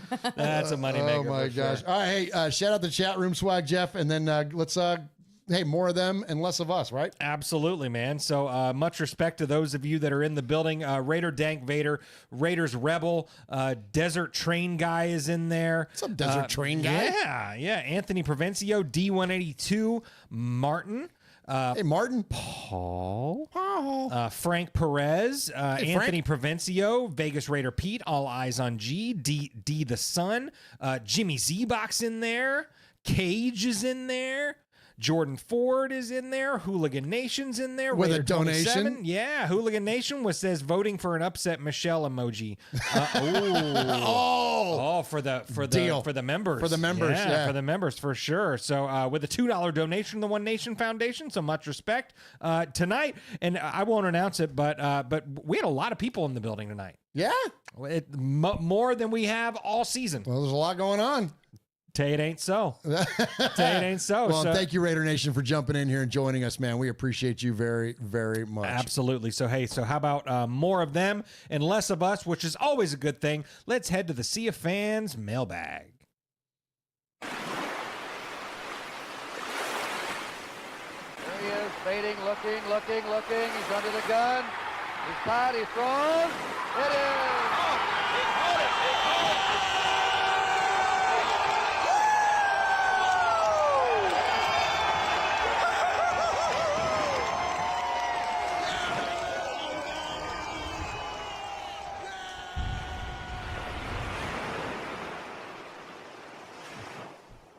Where's the damn? Oh, here we go. All right, so appreciate you, Raider Nation. So just, don't mind me. I'm just going to be producing Inside to myself baseball over right here. there. Yeah. What the hell? We need to get Devin in here to freaking produce this No. show Oh, and have Libby bro. in here to be our social media coordinator. Telling you, get on that, Michelle. What are you doing? I'm going to get on that. All right. You can be the director. The director. Yeah. There you go. You'll be the only can person do on the that. show with a team. Yeah, as it should be. As it should be. My entourage. That's absolutely. We appreciate you, Raider Nation. So this is where we hear from more of you and less of us, because that's always the best thing. And so we get to your phone calls and your emails, and you can email the show at show, that is SHOW at RaidersFanRadio.com, SHOW at RaidersFanRadio.com. You can send that to us at any time. And if we read your emails an indefinite amount of times, you can become the next made man or made maiden here at Raiders Fan Radio, or you can send us a voicemail, or you can email us a voicemail too. You can email your recorded voice to show at RaidersFanRadio.com. But if you want to call, it is 909-345-3346. That is 909-345-3346. And we appreciate all of the amazing callers tonight. We had a ton of you call tonight, so we can't get to all the voicemails, unfortunately, but we are going to get to all your emails, and then we're going to play as many voicemails as we can. We had so many voicemails, y'all, that if we just turned on the microphones and played nothing but voicemails, it would be a 2-hour show. 2-hour show. 9. Sorry. I didn't know if you were going to go with me or not. Now there's a whole thing I'm between always us. with you, bro. I'm with you to the end, bro. The trust is broken, and y'all will never trust each other again. There's a little That was bit, awesome. a little something going on. Yeah. Now it's like I feel like I want to make eye contact first, but then No, that's you weird. did. Yeah. Don't be looking at my soul like that. Yeah. You make me say, yeah.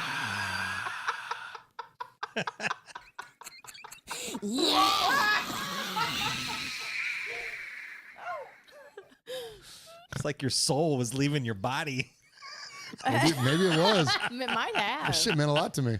Hell yeah, it did. It did. It Oh, really my did. Lord. We know. That was some serious. We know. We That know. was some serious shit to me. Yeah, hell yeah, it was. All right, Michelle has the honor of reading your amazing emails. And Michelle, who do we have this week? All right. So first we have Carl Howard. What? What's up, RFR? Hope y'all had a blast in Vegas. So that was a gritty win. Showed a lot of character, especially from the guys who stepped up to fill in for the injured superstars.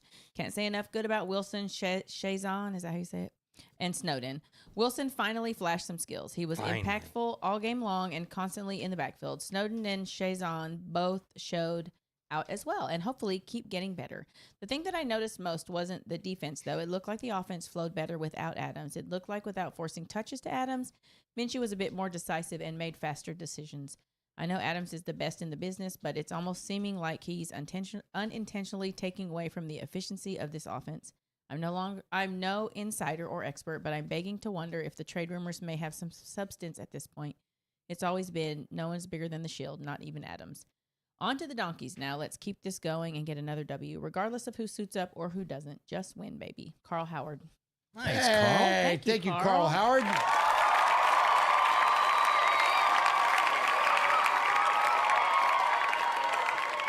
All right. Next, we have Justin from Iowa, and this is his first time emailing. Oh, very cool. Awesome. We love first timers. Hello, RFR crew. It's my first time emailing, so please be gentle. My name's Justin. I live in Iowa, and I've been a lifelong Raiders fan, which is just long enough to see the Raiders play in their last Super Bowl appearance as a young boy. So I still have that little glimmer of what was once to keep me going and give me hope, but it surely flickers with every trade, player lost to free agency, and lost season we have. Today, the news broke about Davante wanting out, which obviously blows.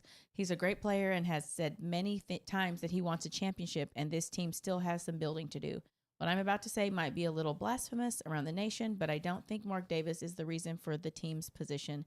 I think Al, at the end of his life, wanted to win one more time, and he was willing to gamble the future for the present and might have done just, Totally agree. Yeah, he might have done just that. There will be growing pains, and I think this is one of them. I think the front office has a plan, and we've kept up hope through Reggie McKenzie and Gruden's second act and the Ziegler-McDaniels era, so I think we can see what this staff can actually do. I think Telesco has shown that he can draft talented players. I just don't think he had the coaches to develop them. I think AP can develop and elevate players way better than Brandon Staley could have dreamt of. I think life will be fine with the Raiders football soon, just not soon enough for Davante. I don't think there's any reason to panic as long as Adams doesn't go to that ugly pile of mustard and ketchup in Kansas City. I want to thank you guys and gal for giving fans like me who are sick and tired of being sick and tired an opportunity to vent to other Raiders fans. Here's to returning to the days of touchdowns, not first downs, and taking what we want and not what the defense gives us. Your over-the-internet acquaintance, Justin from Iowa. Oh, my gosh. That was fantastic. Dude, what an opening email. That's a great first That was email. really good. And you know what? That guy knows his shit. Yeah. He knows his shit. He knows his Raider history there, man. Right on, brother. Yeah. That was awesome. That was cool. That was awesome. Appreciate Rambo Adventures in there. Says, I posted last week the hammy was a smokescreen for a trade. After that, AP kept with GM for Browns. Davante Adams was out. MM requesting a trade. Okay, and then with a $100 donation. It's 100. That's 100 Thailand bucks. Oh, 100 Thailand bucks. Thank you. Which is like $65,000 American. Oh, good. Yeah. So thank you. Good. And speaking of which, it says our good buddy Dick Harder's in the building. He is in the building and says after a Panthers loss, it wasn't the same Dick Harder. Okay. Last week, Shout out week 6. Yeah, I'm back. Nice. I'm the king of the callbacks over here, Jeff. There you go. Well, with the $20 donation for the one nation. Thank you. Thank you, DH. Yeah, thank you. All right, next we have Paul. Evening, everybody. I hope you're all well. We're now pretty much a quarter of the way through the regular season, so it's time for a look at how things have gone so far. Consistency was always going to be the key thing for me this year. We went through the whole offseason being reminded that Luke Getsy was inconsistent at the Bears and Gardner Minshew was the same wherever he's been. Add to that, AP is a rookie head coach, and it was the one thing that stuck in my mind. Will we find the consistency to string wins together for a playoff challenge? I've seen nothing in general terms to suggest we have. So far this season has been a confusing mess. Good 1 minute, horrendous the next. Fleeting glimpses from the players that something good is about to happen, then brain fart football again. We saw signs on Sunday of exactly that. Don't get me wrong, I'm very happy with the win against the Browns, but from now on, I'm not going to get carried away with things and start predicting that we've turned some miracle corner and we're going to see 15-2. They need to show me that lessons are being learned and start stringing performances together. So far, we can't even play a full game. Do well in Denver and against the Steelers and Rams, show that consistency, and then we can act like a real contender, not just talk like one. So far, I've seen nothing to suggest that we'll be anything other than an 8 or 9 win team at best. Perhaps we should all listen to Scott and Mo more often. AP is a rookie, so he'll make mistakes along the way, and he has to be given that tolerance. I get the impression having too many coaches on the staff could be a hindrance. He may have too many voices in his ear, but that could be me talking out of my butt because I'm not on the sidelines to know for sure. Getsy has been a disaster so far, although Sunday we saw signs of something more positive, and I'm mindful that sometimes it's poor execution. Petrogram has largely been excellent. I'm not sure what grade that would fall into. A C would cover it, I guess. It's been 8 years since we had a team that looked like the real deal. Then DC broke his leg, and it became another what-if moment in Raider history. We can all agree that the current regime needs time to develop their team, but the game moves fast, and time isn't a luxury in the NFL, so they'll have to learn quickly. Given everything I've just said, I do want to be positive about some players from Sunday. Whatever they feed to Robert Spillane before a game, I want some. I'm guessing it's beef because beef is great and it gives you pride. Please, can we? Nice. Speaking of callbacks. Pour on the power, go for the glory. This is the story Of what you're made of, beef is great. It helps you do it, beef gives strength. It helps you through it. Beef in a balanced diet. It's one of the best sources of protein, iron, and B vitamins going for a whole new pride in strength. Beef gives strength, helps keep you going. Beef gives strength from inside. Beef puts pride in your body. Don't tell us about your life. Shout out pride in your body. Shout out pride in your body. Absolutely. Now I've lost my space. Okay, there we go. Sorry. Please, can we have Alexander Madison as RB1 to see what? I read the same way though. I'm with you. Yeah. To see what he can do because the running game seems better when he's there. I also want to see more of McAllister. Tyreek McAllister. Yeah. But he says pause, and so I paused. It was in parentheses though, so I didn't know if I was supposed to read it or just pause. Oh, okay, I got you. He took. I get it. So I want to see more of McAllister. Pause. Yeah. I get it. Okay. Got you, Paul. Oh, now I get it. Yeah, Okay, sorry, Paul. Yeah. I didn't do that justice. It's okay. I didn't do that justice. I'm sorry. Next time. He took a beating Sunday, but he's dynamic, and I'd be really shocked if he didn't take at least one return back for a touchdown. Palomau is taking his chance very well, but the hero of Sunday was AJ Cole, Mr. Consistency himself. Bro. Yeah, man. Right. Oh, we didn't even talk about AJ, man. He's so elite all the time. Oh, wait. Do it, Jeff. Show it.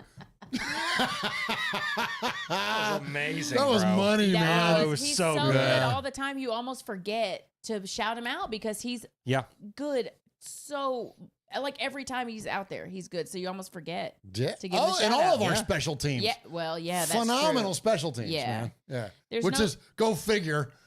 A Raider team with phenomenal special teams, and then underperforming. Oh my gosh, forever. That's our formula. There's no better time to show the consistency we need than Sunday, as it's on to the donkeys we go. Our annual trip to the top of the shittiest mountain in the USA, and that insufferable, stupid-looking bitch on that white horse. I love the horse. Can't stand the woman. Please come home with a W, guys. Stay safe, RFR family. Love you, Raider Nation. His Lordship, the Royal Scribe, Paul Edgerton, Shropshire, Mississippi.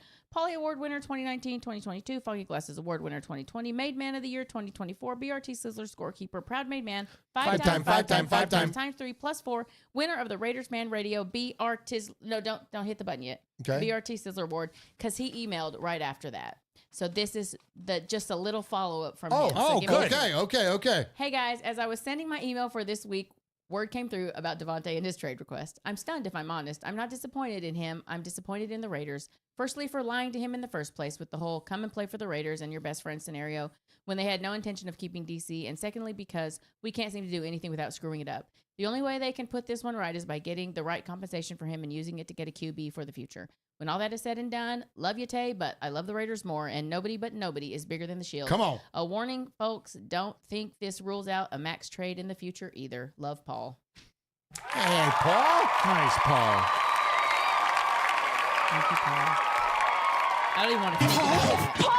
Paul.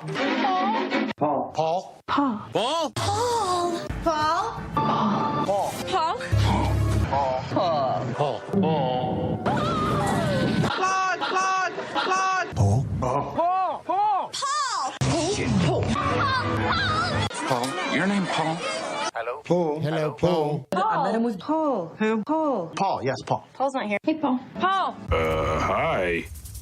I'm Paul. Don't you talk about trading Max Crosby. You I shut your nasty know. little mouth, Paul. Oh, jeez. Oh no, Paul just got in. Dad just got We're really mad talking at about Paul. that shit, man. That's different. That's actually going to be a long time from now. Or never. Never. Oh God. That guy needs to be a never. career Raider. Yes. Needs to be a career Raider. He wants to be. And of course he does. He's got the shield tattooed on his body, dude. Yeah, so is Josh Jacobs. but, Well, I was you gonna know, say. I'm saying. Well, does he really? Yeah, he does. Jacobs does? Yeah. There was 3 of them that did Yep. it. It was Jacobs, Crosby, and who was the other one? Was it Abram or somebody else? It was 3 of them that did it. Really? Yeah. Yeah. Yeah. Okay. Max ain't going anywhere. Mm. He ain't going Like for real, man. Like he don't like just keep upping his contract and keep renegotiating and just keep tying him up for 2 years plus. Like, you know what I'm saying? Like, let's Yeah. keep it going, keep it going. He's a young man. He's got a lot left in the tank. I mean, you know what I'm saying? Like, just Yeah. that one. I know we don't get attached to players. I just said my whole thing a little while ago. For real though, I'd have a tougher time with that than I did Khalil Mack. Oh, same. Same? Absolutely. Yeah. Yeah. Without a doubt. And I had a tough time with Khalil Mack. Yeah. Yeah. But I'd have a tougher time with Max. That ultimately I'd be fine and get over it. And again, it's all about silver and black, and I would be all about it. But man, that would sting. That one would hurt. That one would sting. That would sting. I try not to get attached to players. It happens to me sometimes. I try not to be. I'm attached to Max. Yeah. Max is my guy. Yeah. Yeah, you not be. Yeah. You know what I mean? Time off. Well, if he's that happens. special to me. So I might need to take a couple of weeks off of the show. Yeah, for yeah. sure. Well, Yeah. I joined Raider Nation in 2019, and so did Max. So did Max. Yeah. So we came into Raider Nation at the same Y'all time. were birthed So- together. Oh, he's like my brother. He's like your Raider twin. It's your twin flame. Yeah. Okay. And you're Okay. Too far. All right, let's go ahead and jump into some of these voicemails, man. We have an absolute crap ton to get to tonight, so we'll probably be a little over 2 hours here tonight. Yeah, we'll probably go for another 45 minutes. So for those of you that aren't aware, we have a similar number to a woman named Susan. Okay, so we do, and so our phone number, which is 909-345-3346. Well, apparently there's a woman named Susan that has a number close to that, okay? Because we've gotten a message from one of her coworkers asking for help to cover a shift and what her schedule was like and whatever. And then now this sweet woman texted us this week. And she texted us, and you're going to hear it here in a second, that basically was just like giving an update on her housing situation. Okay? And so I was like, all right, we got to reach out to this person. So earlier today, Jeff and I called this woman and recorded it. So here you go. Here's the message from Susan's coworker. Record. Okay. Shouldn't give her a number out. Okay, here we go. This is us calling Susan's coworker.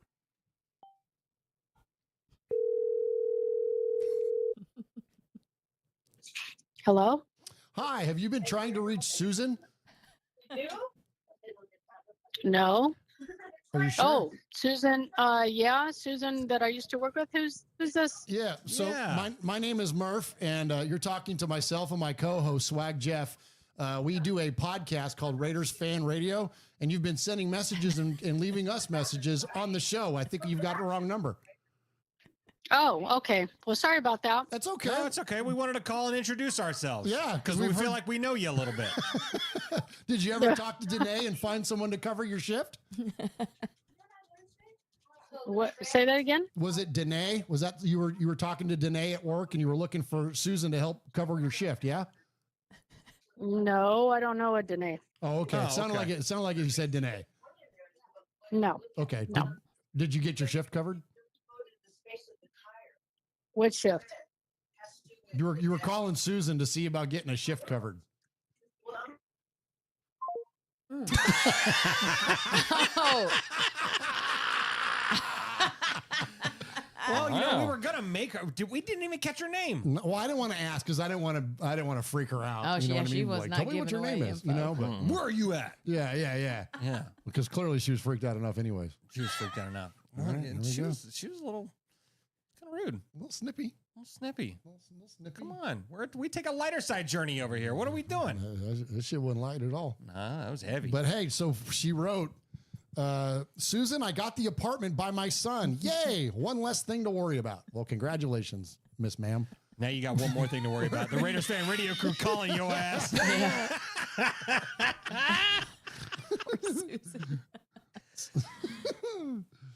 Thank you, Miss Lady. All right. What is that from? Miss Lady. Hello, Miss Lady. Yeah. That's Lady from and the Step Brothers. Tramp. Step Brothers. That's right. Yeah. Okay. All right. There we go. There we go. All right. There you go. There you have it. That's There's our call with Susan's coworker. Listen, she called us first. So. I hope she calls one more time so we can make her. Not only did she call us, but she texted us. Yeah. I'm like, that deserves a response. And we're being friendly, I thought. Yeah, we were. It was probably weird for her, but it sounded like she had like a party going on in the background too. There was something. Maybe she We're was like, at work. you're trying to get a hold of Susan. You heard Maybe the person. maybe she she's couldn't at the get new anyone to gig. cover her shift, so she had to go in. She's at the new gig, man. She was hanging out with Susan. Yeah. Yeah. That's so funny. All right, let's get into the show proper here. Let's check in with your calls. Let's first check in with a new-ish Raider. I'll spit it out. New-ish friend of the show. He is Raider Dan in Billings, Montana. Hey, Murf, it's Raider Dan from Billings, Montana. It was exciting to get that Raiders win. That was a hard fought and just grind out, get the win. But I think going forward, we might want to start Alexander Madison. He seems to be the better running back, and Zeus fumbled the ball again. But hopefully the Raiders can make that change. We got to find ways to get the Bowers the ball in the fourth quarter. Our offense did good second, third quarter, but then it didn't do anything in the fourth quarter. So we got to find ways to get the ball to Bowers and get Trey Tucker more ball like they did in that first drive. That second drive of the game, actually. We need to find ways to get him the ball more. He's a threat down the field. I thought Jackson Powers Johnson had a few penalties did good today and getting the start. And DJ Glaze. But yeah, so now we got Denver next. Denver's got a decent defense. I'm not impressed with Denver's offense at all. So I think if we can just have another team effort game and beat Denver, get the 3-2 when I go to the Pittsburgh game, because I'm going to the next home game. All right, Murph, let's go Raiders. Let's go and get that win in Denver. Get the 3-2. All right. Thank you, Dan and Billings. That'd be huge, Michelle, getting us a 3-2, considering everything that we've done and gone through already this early season. Yeah. I think that'd be a big deal, man. Be another good statement game, like we haven't had enough of those already. All right, But it really would be. It would just say, hey, things are good, we're moving forward, we've got this. Yes, so. I think that the optics, as the kids say, that would be huge. Yeah, absolutely. All right, next up, so we got Dan in Billings, Montana. Next up, let's go down to Wyoming with our good friend Wyoming Raider. Murf, Swaggy, Michelle, Wyoming Raider. I was just calling in to sound off on this whole Devontae fucking debacle. Look, if the guy wants out, then give him the fuck out. Oh, you know what I mean? Hey. That's the whole reason we brought AP in, was to fucking build the culture and get the heart back, right? If he wanted to lay down, if he's the one that made the fucking quote-unquote this decision, then bounce, bitch. We don't fucking need you. Yeah, losing a wide receiver number one is fucking painful. Sure. Say it yourself all the damn time. The best ability is availability, right? Now, Tay wasn't always hurt. He was actually pretty healthy. But if he's going to lay down and take freaking plays off, then he's not being available to us either. Then we're not losing the damn wide receiver. So get rid of the guy, get as much as we can for him in the trade, and get somebody in there with some goddamn heart. That's the whole reason the culture change that AP is supposed to bring is to have guys with heart, guys like Max, right? That was the whole reason. We lost Cooper a few years back. Anybody remember that guy? Damn, I forgot all that guy had freaking the balls of a bull gerbil, right? That was the most heartless son of a bitch ever. Yeah, he's a wide receiver number one. Great. But he didn't do shit, right? If the play wasn't going to him, it wasn't fucking go. He wasn't going to do a damn thing. So if Tay wants to act like that, then bye, Felicia. Get the fuck out the damn building. Now, I'm sure by the time you play this, the deal will already be done somewhere. And if my timing is right, I think you got the next show is after the Broncos game. So I'm going to go ahead and call it. Tay's going to be gone. And 72 points for the Raiders and 3 for the Broncos. Nice. Go Raiders. Nice, Ryan. Holy cow. God dang. That was incredible. Clearly, I didn't. He was upset. Clearly, Bless I his didn't heart. preview his phone call, and yeah, I tried my best on the beat button there. How quickly do you think a trade will happen? I think tomorrow. Really? Yeah, I thought like it was that gonna, soon. Yeah, I Wow. thought it I was thought gonna be today. pretty quick. Okay. Yeah, I thought it was going to be before the show. Oh, Yeah. man. Yeah, absolutely. But you know what? I listen. I know that's an aggressive, posture, clearly. But I don't disagree with him, though. I mean, it's like when it's time to move on, rip the freaking it off. Band-Aid and let's move on, man. Next stage, Ian Rappaport That's it. just said that he doesn't believe that a deal is going to happen this week. Oh, geez. What? Whoa. Yeah. That's surprising. Yeah. But I saw another thing on Twitter just a little bit ago, and I don't know who it was from, but it said something about there was a deal in the works with the Jets, and that Reddick was a part of that deal. That's the one that the quarterback ones are fun to speculate on. It's like, oh, yeah, that'd be cool. Spencer Rattler, Hendon Hooker, whatever. And I think that would be the ultimate, but I think that's a little bit lofty. Sure. Where the Jets have a disgruntled player. We have a disgruntled player. They need a wide receiver. We need a defensive end. Make it go. It kind of puts itself together. And both of them what I mean? kind of on a 1-year deal. Probably. I mean, essentially, Well, right? I mean, Because Reddick wants something big, and you know what I mean. He'll want probably 3, but you could do. But see, when NFL contracts work, you could do 2 guaranteed with a 3rd option, a la Josh Jacobs. Sure, right? You know what I mean? Something like that, where they get their money up front. You've got those 2 years of security. You've already got your bag. And then if you do well and it makes sense, the team re-ups you after that going into your 3rd year. And then you know what I mean? And keep going. Sure. But the Raiders, considering the injuries with Malcolm Kuntz, that would make most sense because when Malcolm comes back, we don't need another defensive end. Nope.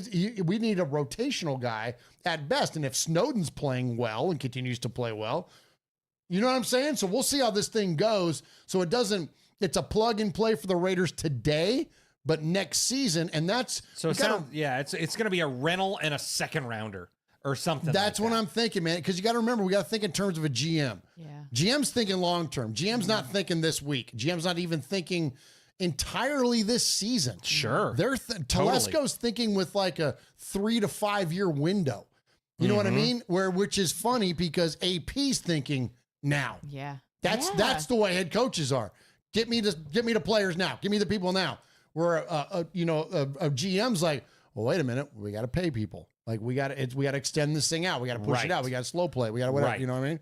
So, anyways, interesting, man. Yeah. So East Coast Raiders says I think Reddick wants a long-term deal. I think that's what it's going to take a minimum 2 with a 3 option. That's kind of a standard lengthy thing. And I don't know how old he is. He's not old yet, but he's pushing high 20s. Somebody look that up, please. But anyways, next up, let's go from a guy with, I love Wyo's voice, man. He's like, on to a guy now in the Canary Islands. There's just some smooth here. Oh, yeah. You know what we say, Jeff? Well, yeah. What do we say? If you got lights. Oh, dim them. If you got pants. Drop them. If you got a candle. Oh, it's probably, if you've been listening for any length of time, you've had to go buy another one. Buy another candle? Yeah, you've had to. No, honestly, your candles probably light on their own as soon as that voicemail starts. So just put your candle out and it'll just set your candle out. Yeah.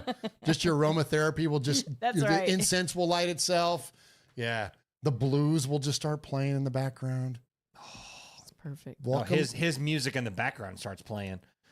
That amazing, just guitar, background music that he's got going in that. Yeah. I didn't know where we were going for a second. I wasn't sure where you were going with that. Yeah, well, Jeff's going to go where he's going to go. He was. And he's going there. Yeah. Martin says, trim your wick. Oh, jeez. Tell Paul us about says your my life. candles grow.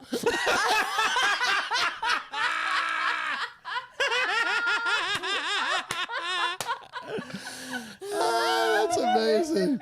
That's amazing. That's amazing. So, all right. So, anyways, let's go to the Canary Islands and let's check in with our buddy. He is Italian born, but he will tell you he is the Raider born Rico. And we have a lot of fun with him in his dulcet tones. But, man, he's always got the best takes when it comes to the Raiders. Absolutely. So, let's check in with Rico. Hey guys, Rhythm Rico here. And I've always said that if I had to compare football with another sport, it would be heavyweight boxing, because you let your guard down for a moment and your ass is on the floor. No matter the preparation, no matter the momentum you've been building till that exact moment, you can always get knocked out. For every Mike Tyson walking into the ring like a monster, there will always be a Buster Douglas to create the upset. Look at the Bills. They were walking undefeated. They got knocked out by the Ravens, which were on a losing streak. And who knocked out the Ravens? The Raiders. And to who we get knocked out by? The Panthers. And to be honest, the Panthers are not as bad of a team as they picture them. Andy Dalton is an experienced quarterback. That's the thing. The NFL is made of professional players. Therefore, you never know when you get knocked out. You just need one punch and lights out.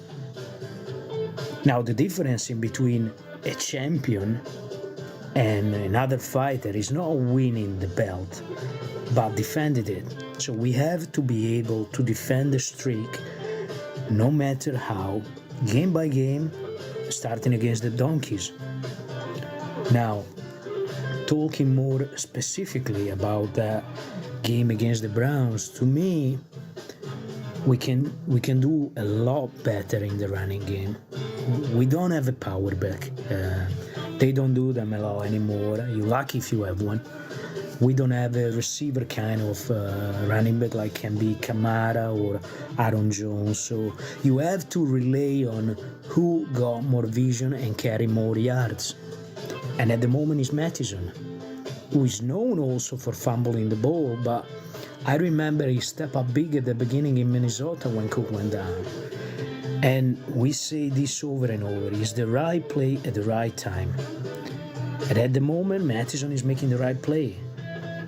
But then again, don't get me wrong, White can have a better game next time. But if you see that someone can get past the 5 yards, the next to start in the snaps have to be the guy who is the one passing the 5. It's simple math.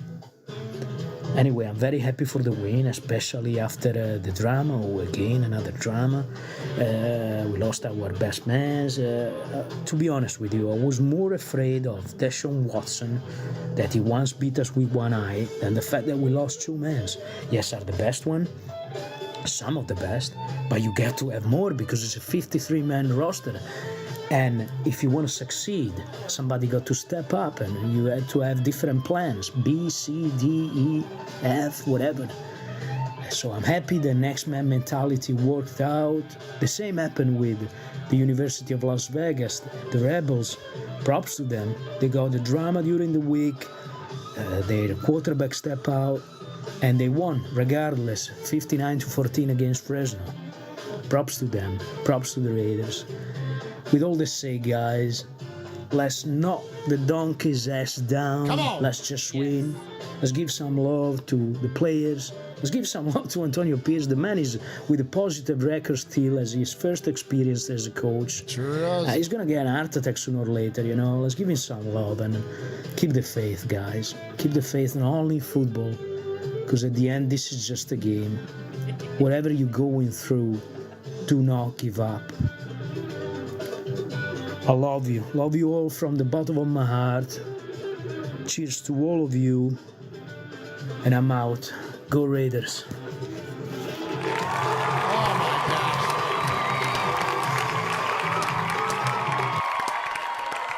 Freaking awesome call, as always. I love it. Ron in there says Rico farted once. Led Zeppelin would say it later was the inspiration for Stairway to Heaven. That's amazing. How about Jordan Ford in there says Rico walks in slow motion. Man. Absolutely. No shit. But you know what, though? But here's the thing, though, man. I love about Rico is that as smooth as he is and as great as his delivery is, his takes are solid, man. Always. And it's all about what we're going to do against Denver this week, man. It's like these things ring hollow if you don't follow it up, man. Yep. You know, and I'm not talking about like, oh, win a close one or whatever. Like, Jeff, we need to go in there and beat their ass. And beat their ass. It's just win, baby. So if a W is a W, but it needs to be definitive of some nature. And I got corrected by JT the Brick, Michelle, when we were in Las Vegas this last week. I'm like, are we approaching a defining moment in Antonio Pierce's career? And he was like, no, like let's not get that dramatic about it. He's like, we can get all wound up when we're doing our shows and stuff. He's like, but we're not there yet. That said, to beat a division rival, Swag, like the Broncos at home, considering all the, quote, I won't call it turmoil, but the drama. The craziness that's happening. It's a big deal, man. This is a big deal, right? We're going to see what this character of this team is really all about because of all the distractions that this team has had to deal with this week. So if we can go in and get the job done and beat that ass this week, I mean, I love when you say that. That's so funny. I mean, it's going to show a ton about the character and the mentality of this Raiders football team. Mentality, Michelle. You don't want to be the coach and the team that loses the first, or Denver. They've not lost. Or no, wait, that was at home. They've not lost to the Las Vegas Raiders. Have not lost to Denver, right? Ever. You don't want to be that team.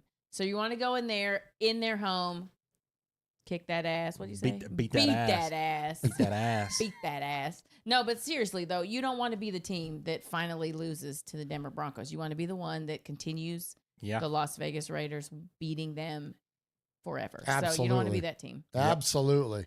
All right, good stuff there. Appreciate that, Michelle and Jeff, and of course from the great Rico out there in the Canary Islands. So we're going to go from the Canary Islands down to Mexico City. And let's check in with our official RFR correspondent down in Mexico City. He is Ernesto. Hey, Murf, Michelle, Jeff, Slack Jeff. I just heard the news that Davante requested a trade. I have a lot of feelings swirling in my body right now. I'm mad. I'm not going to lie. I'm mad. I'm sad. But I'm hopeful also. I'm mad because I did not like the way he handled this.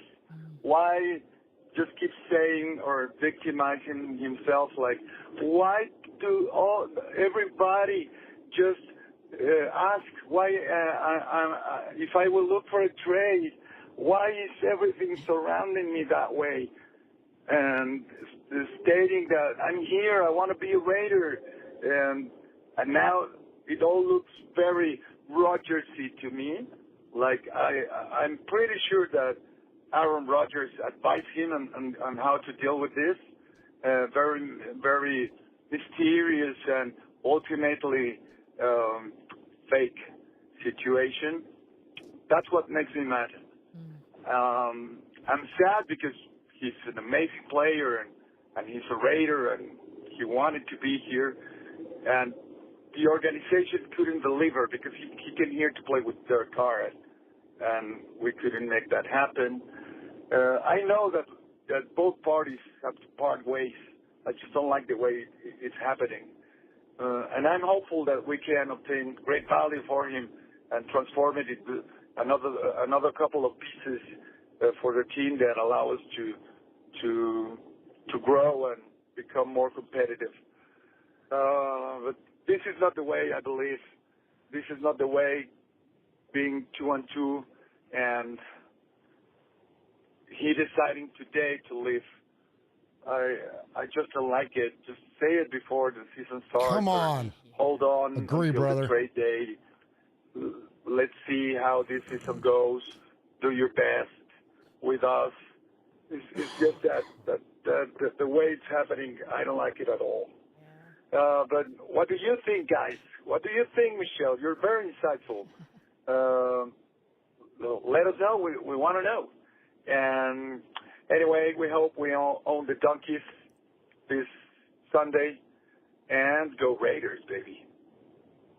All right, there he is. Nice. Ernesto in Mexico City. All right, Michelle, you've been put on the spot. Well, I think he was talking about all of us. Yeah, but Well, I but guess he he did put me on the called spot. you out specifically there. He said you're very insightful.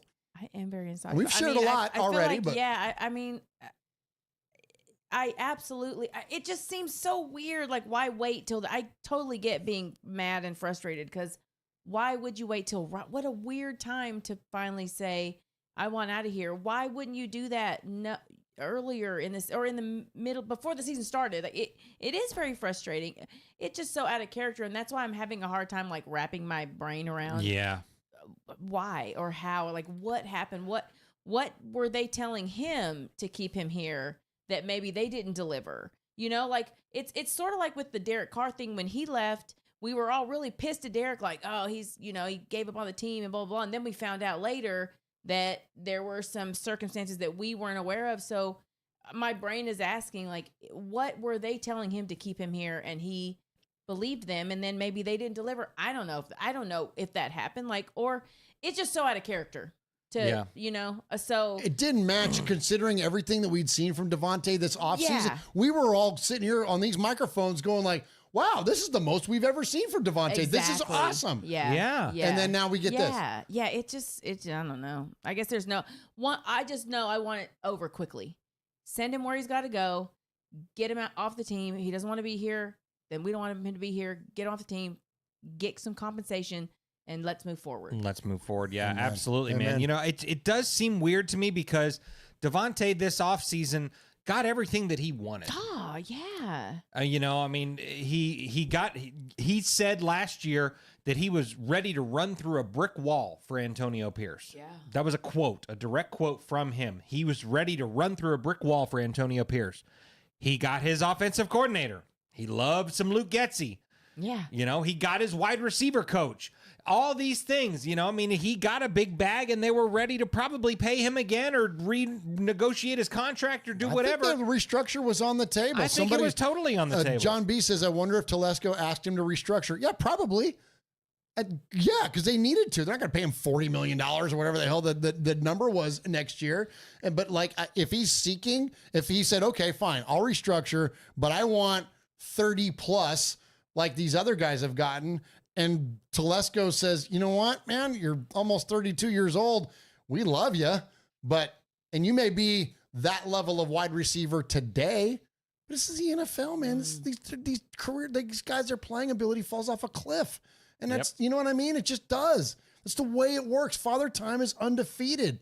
You know what I mean? And we've talked about on this show that, you know, before all this shit happened, it was like, yeah, they'll restructure him and keep him on the team. And I thought that he could go the route of like a Larry Fitzgerald. Yes. That he could move inside where speed isn't nearly as important. It's all about ability and pass catching, ability being route running and like the creativity and the craft of being a route runner, which we know Devontae is so good at, that's something you can do and extend it into your mid to late 30s, like Jerry Rice, like Tim Brown, like, again, Larry Fitzgerald did. I thought that was the route this was going to go. So if he was obstinate in that idea, and if he wasn't open to that suggestion that, yeah, let's restructure, but we got to restructure you as a top-level slot player in the league, and he was like, no, like, I want number one money, and I want it for 3 more years.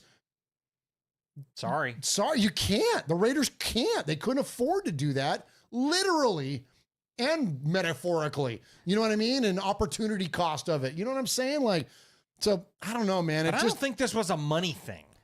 But maybe it was. I mean, I always say, when you want to get to the answer to the question, get me to the end of the money. And McAfee's the one that brought it up. That was not on my radar either. But McAfee brought it up that he was like, I think he wanted some more money. He sees all these other contracts. These other guys he sees what CeeDee Lamb is getting and these other guys. And he's like, where's mine? I'm up there too. I'm top 3, top 5 guy. I don't know, man. Again, it's all speculation. And I don't want to, again, I mentioned top of the show. We talked about that. I don't want to live in the speculation because we don't know Devontae. We're not in his camp. We're not in the building. We don't know what actually went on. All we can do is respond based on the optics. And the optics tell us something funky happened. either from a personnel perspective or a personality perspective with the coaching staff or players, or it came down to money. That's what else is it then? Yeah. Because it's not wins. No. It can't be. No. This team is not an abject failure. If this team was 0-4, sure, I get it, Davante. I don't blame you. Get the hell out of town. Like, you don't want to. You got these twilight years of your career left. You don't want to squander them in Las Vegas on a shitty football team. I get that, but that's not what this is.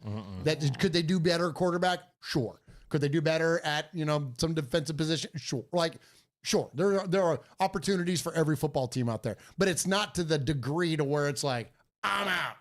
Yeah. Right. Something else happened, right? Yeah. I mean, we'll know in a few years. It will eventually trickle out what exactly happened. Sure. But it's because it's all speculation at this point. But whatever the hell it was, that shit happened fast, and it just seems weird. But, maybe because when he was with Aaron Rodgers, I don't want to say like it was easy for him. Like maybe this is the most adversity that he's had to face, and he just didn't face it well. Like maybe I think Jordan Ford or somebody in the chat said maybe his true character is showing because was pushed to a point where the real Davante came out. I don't know. I don't know. Because he had Aaron. He had Aaron. He had his best friend. Right. Then he got hospital balls, as Lamont says, from Jimmy Garoppolo. G. And then now here it's like, well, I want more money. And the Raiders go, no. Yeah.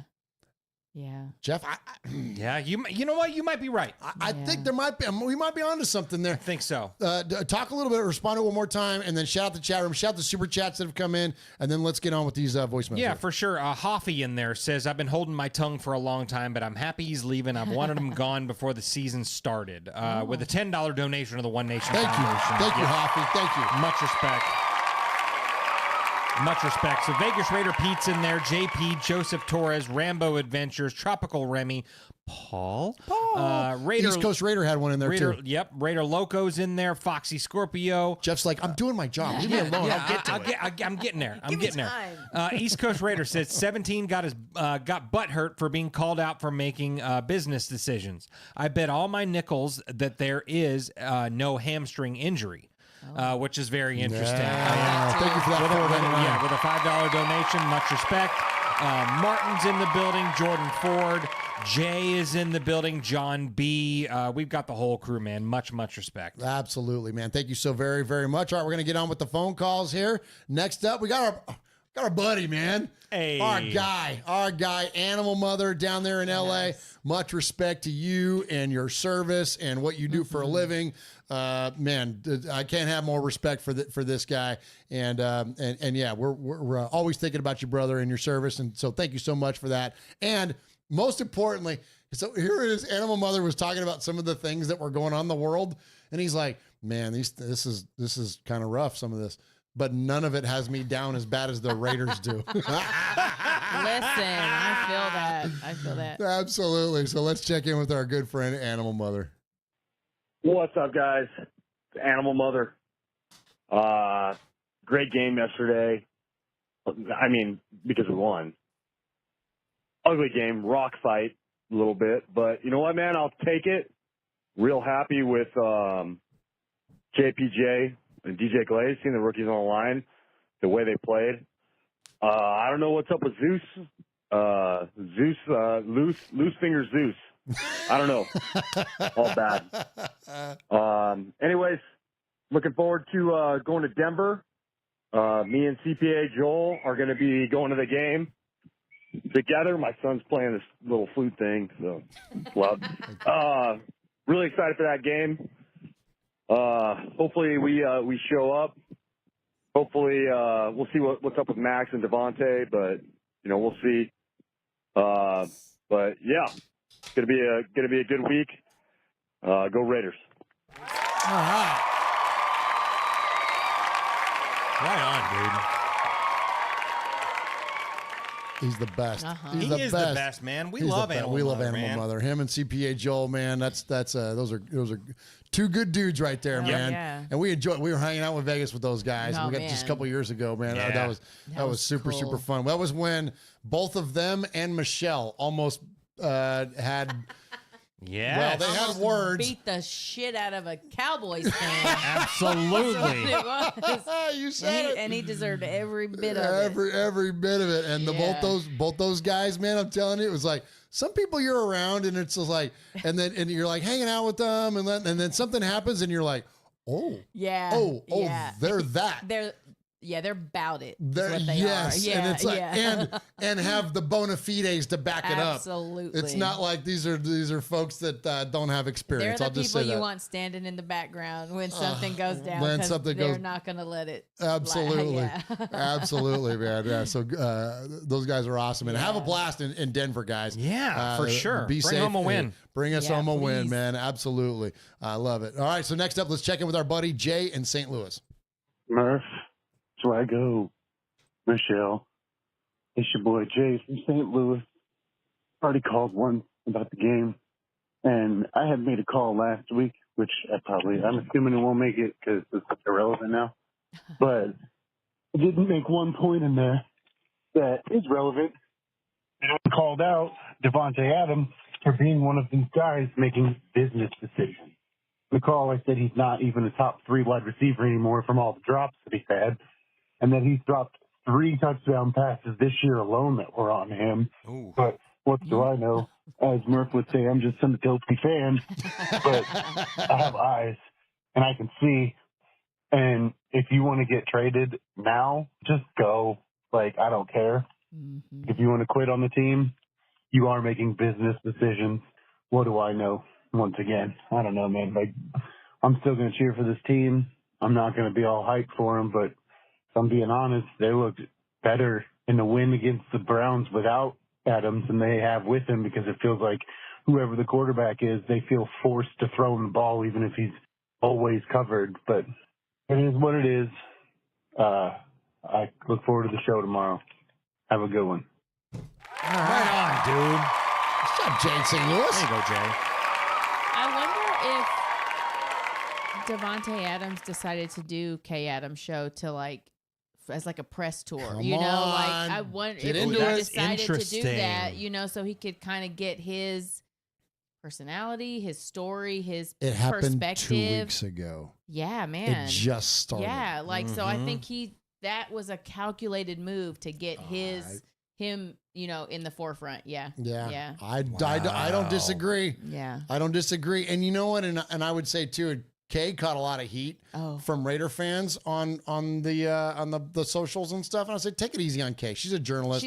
She's doing her job. Like it's her job to get information and statements from the people she's interviewing. Yeah. And it's a very lighthearted show. It's not you know what I mean? This is not whatever. I don't want to compare her to anybody else, but I'll just say that that's not her spirit. So I didn't feel like there was anything that she did. I think people are looking for someone to blame. and maybe that's it. I mean, she's even having, and you know what? I'm going to play it real quick. She's even having emotional response to the idea that he might be moving on. Listen to this. Here we go. Here's Kay and Devontae.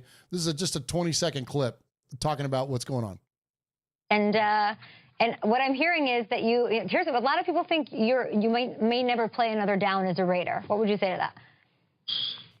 All I can control is this talk we're having right here, and then after we're done with this, all I can control is the next thing that I'm on to. So I'm gonna get up in a minute and go get a nice workout in, and that's all I can control. I mean, she's got her hands up around her neck. She's like this. She's like, Because oh she my knew God. what that meant. She knew exactly what that meant. Bingo. Bingo, Michelle. And she's like, oh shit, this is on this show right now at this moment. News is breaking. This is about to be played across on everybody. It's going to be shared on all the socials, and it's going to be everywhere. She knew exactly what he meant by that. Yeah. Because we've heard that from so many players so many times. Like, we're not dumb. We know exactly what that meant. Yeah. Yes. Of course. Yeah. Yeah. He was on there the week prior talking about there's no truth to any of these rumors and all that kind of stuff. 2 weeks in a row he's been saying that, man. Yeah. Why lie? That's the Just sidestep it like everybody else does. Like, why be so definitively against it and opposed? It just is weird. It's just weird. This is a weird one. Yeah. This is a weird one. All right, next up, let's get to our good buddy Susan. Hey, All Susan. right. Hi, this is Susan Lindley calling. I just heard the news about Devontae, And I think they should trade him and trade him quick. If he doesn't want to be a Raider, get him out of there. Al Davis would be turning in his grave because he's putting himself above the Shield. And we don't need a distraction. That girl, Susan. Let him go. Susan, go facts. Raiders. Heck yeah. Nice, Susan.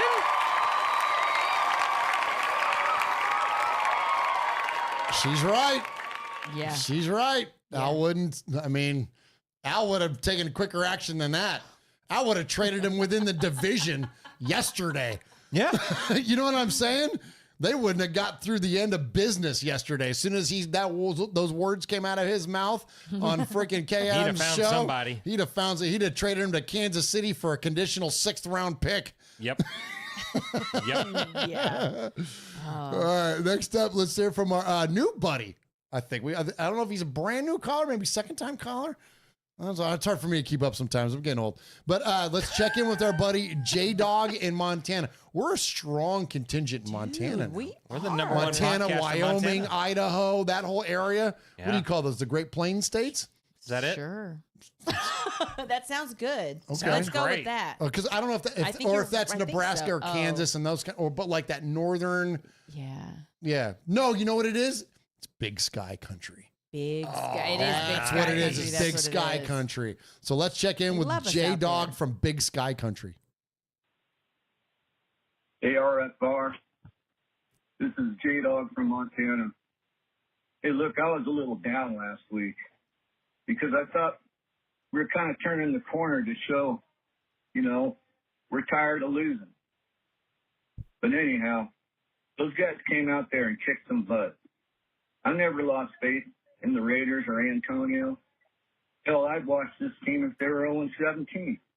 That's the way I've always been since 1973. Amen. Anyhow, that was a great game, probably one of the better games, because it shows us these guys are playing hard. I love that. All right, all you Raider fans, RFR, you have a great day. I'm out. Go Raiders. Heck yeah, Jay. Oh, J-Dog. I love it. No drama to Jay's call. Hell no. He's just talking about, hey, we won. And That's it. and you know what? And listen, he aged himself a little bit there. And listen, brother, we share, I think, pretty similar calendars. That's what it comes down to me too, man. That's what it goes back to it. It's not about the, I don't want to get into that whole, the Shield is above all else, but it kind of is. All right, next up, let's go out to California and hear from our buddy Jacob, always bringing the thunder from Fresno. Murf, Swago, and the lovely Michelle Swed. What's up, guys? This is Jacob from Fresno. I really waited on this one. I didn't want to call right away. I felt like there was some news that was going to pop off. We know that Tay is on his way out. More than likely, I'd say 99% sure at this point. It's all set in stone up until we get the breaking news from the NFL app or, Ian Rappaport, Adam Schefter comes out and says whatever they say. It's sad. It's a sad move, but it's one, if we're being honest, it probably had to happen. There's just no possible way that we're going to win a Super Bowl with our current roster. And in order to become a team that's a contender, you need to get better. And how do you do that? What do the teams always do? They trade for draft capital. They take their aging veterans who are well known and respected around the league. They put them on a ball club that can go out and contend, and that's what it looks like we're doing. I don't think we're rebuilding. I will never use that word when Antonio Pierce is in the building, because I got to say, if we're going to rebuild, Antonio Pierce is probably gone. But he isn't, and he's not. The season is not over. We still have a possibility to sneak into the playoffs. We are currently in the playoff hunt with where we stand today. So with all that being said, guys, we just beat – who do we just beat? Who do we play? We play the Browns and Deshaun Watson, and we beat him, and the guy's gone. Nobody cares about him anymore. He was great, he was elite, and now he ain't. He stinks. This guy stinks. Because the Raiders made him stink without Max Crosby. That's incredible. Snowden, love him. And 94, Christian Wilkins. My guy was in his ear the whole time. That guy was the MVP MVP of the game. You know, it didn't matter the tackles or whatever. You know, and he still made a couple plays. But just being in his ear the whole time, you can't play quarterback with a guy like that in your ear. We've seen it. We have seen it. But the guy is phenomenal. When Max gets back, defense is going to continue to eat. I'm so excited for that all to happen. But here's the thing, guys. We got a Broncos team coming up. And I'll be gosh darned if we're going to lose to the stinking Broncos. Let's not do it. Please don't let it happen. Don't let it happen. Gardner, come on. We need you. Pull through, man. You don't need to throw a touchdown. Just don't turn the ball over. Give it to the running back. Give it to the wide receiver. Run it. Run it, run it, run it. Let's get Alexander Madison in there. Come on, guys. What are we doing with Zeus at this point? At this point, come on. But, hurry.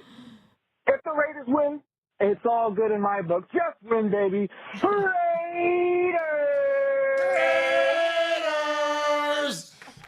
Nice. Jacob from Fresno, man. I love the build of his calls. Yeah. All the time. It Jordan starts so just like calm, and then like he hits a point in that voicemail where it's just like, he's way up here now. Oh, he's a Led Zeppelin song. Yeah. Yeah. It starts off, you know, down here, and then by the time you get towards the end, it's as we wind on down the road. Come on now. I'm telling you. Good old Jacob, man. That's awesome. Only old people are going to get that. I hate that. It's okay. I hate that now. Well, hey, embrace it. Well, There's you know nothing what? you can do. Just lean into that. Lean into it. Just lean back into it. Lean with Just it, lean rock back with into it. that shit. Gotta love Led Zeppelin, man. I'm telling you. Okay, you know, you're right, Michelle. I need to embrace that. I'm going to embrace the experience and the seasoning of understanding what some fantastic music was. Hell yeah. Yeah, absolutely. Not a knock to any other generations, but your shit was not even close to what ours was. No, it really wasn't. It really Let's wasn't. Be honest. It really wasn't. Yeah. All right, next up. Let's get to our buddy Alan Bell. He is Raider 27. Hi, this is Raider. Wait a minute. 27. Was that AJ Cole? I was gonna say let's hit that. That was hi. That was very AJ like. Hi, this is Raider That's 27 awesome. with some thoughts on last week's win. So there's no such thing as an ugly win. We'll just take it one play at a time. Get back to the drawing board and find things we have to work out. We have some stuff to clean up, but we're going to get. We're on to next week. We'll keep grinding 110% and get 1% better every day. We'll need to learn to finish each play, each game, to have improved gap control and fight through adversity to make sure we don't lose momentum. So we'll remember that we can't win the game on one play. It might take 2 or 3. 27 out. Bye-bye. Hey, there you go, Alan Bell. Call Raider 27. Absolutely. All right, Swag Jeff, right before we get to the very end here, we got one more voicemail to get to. Okay. But we've had some super chats coming in. Please shout out the chat room and any of those super chats that rolled through. Sure. And by the way, and shout out all the equally calendared people that got all my Led Zeppelin references. Oh, in nice, there. nice, That nice. is amazing. Thank you guys. Thank Hoppy you. that says, Tay later, Grandma, I'm free. Oh, no. With a $5 donation. Mark Barris is in the building who says, Tay, don't let the door hit you with a $2 donation. Much respect. But yeah. Don't let the door hit you with a $2. Wait. Where the $2 split you. That's weird. That's weird. But Paul is in the building. Jordan Ford, Raider 27, Rambo Adventures, Vegas Raider Pete, Leo, Ron the Mater Raider, Sacktown Raider Mike is in there. Mark Barris, Nightwing is in there. Adam Hill is in there. Martin. Good luck JP. fighting crime tonight, Nightwing. Oh yeah, for sure, for sure. Yeah, man, we still got over 100 people in the building. Oh, that's beautiful. That's All fun, right? That's fun. Absolutely. All right, so we got one more to get to. Let's check in with our buddy down in the 703, which is Alabama. I can't believe Alabama came back and beat Georgia. That shit was crazy, bro. They were leading the whole time. No, but then Georgia took the lead for 17 seconds. And then they threw it to a child. And then oh my gosh. They threw it to a freaking 17-year-old kid to seal the win. Dude, that was bananas. What a comeback, man. Like, I mean, and again, it's not a comeback technically because they were leading the whole game. But like, you know, because Valerie and her son Mason are big Georgia Bulldog fan. That's why we have a Bulldog. Like, we have a Georgia Bulldog in the house. And so, like, by proxy, I kind of root for Georgia now. Sure. And so, man, watching that game, gosh, dang it. That's the thing about, no, I'm not getting on a full total tangent. We're going to shut up here and get back to Josh in Alabama. But, man, college football, you don't see that, or not you don't see it at all. Rarely you see that bing, bing, bing, bing, bing, bing, bing that you see in college football. Right. Like, I remember that Kansas City game where it was Kansas City and the Rams. Do you remember that game where they set like a points record on Monday Night Football or whatever? It's like 51-49 or some crazy score at the end of the game. Crazy, yeah. But you don't see that a lot in the NFL. But man, the college football, when you get those top tier programs together, man, that shit's crazy, man. All right, next up, let's get to Josh down in the 703. What up, fam? Yep. I was gonna call the day after. I was like, let me calm down. It didn't look good, hey, but win's a win. I take it. I'm not really give love to the guys on defense that stepped up, snowed in. Tyree was out there. He was doing pretty good. You got that Mo Moten sigh. Yeah. Wilkins, really stepping up. A lot of young boys. Corey Bennett's been doing really good. Palomino, coming in for Epps. I really can't wait to see Trey Taylor.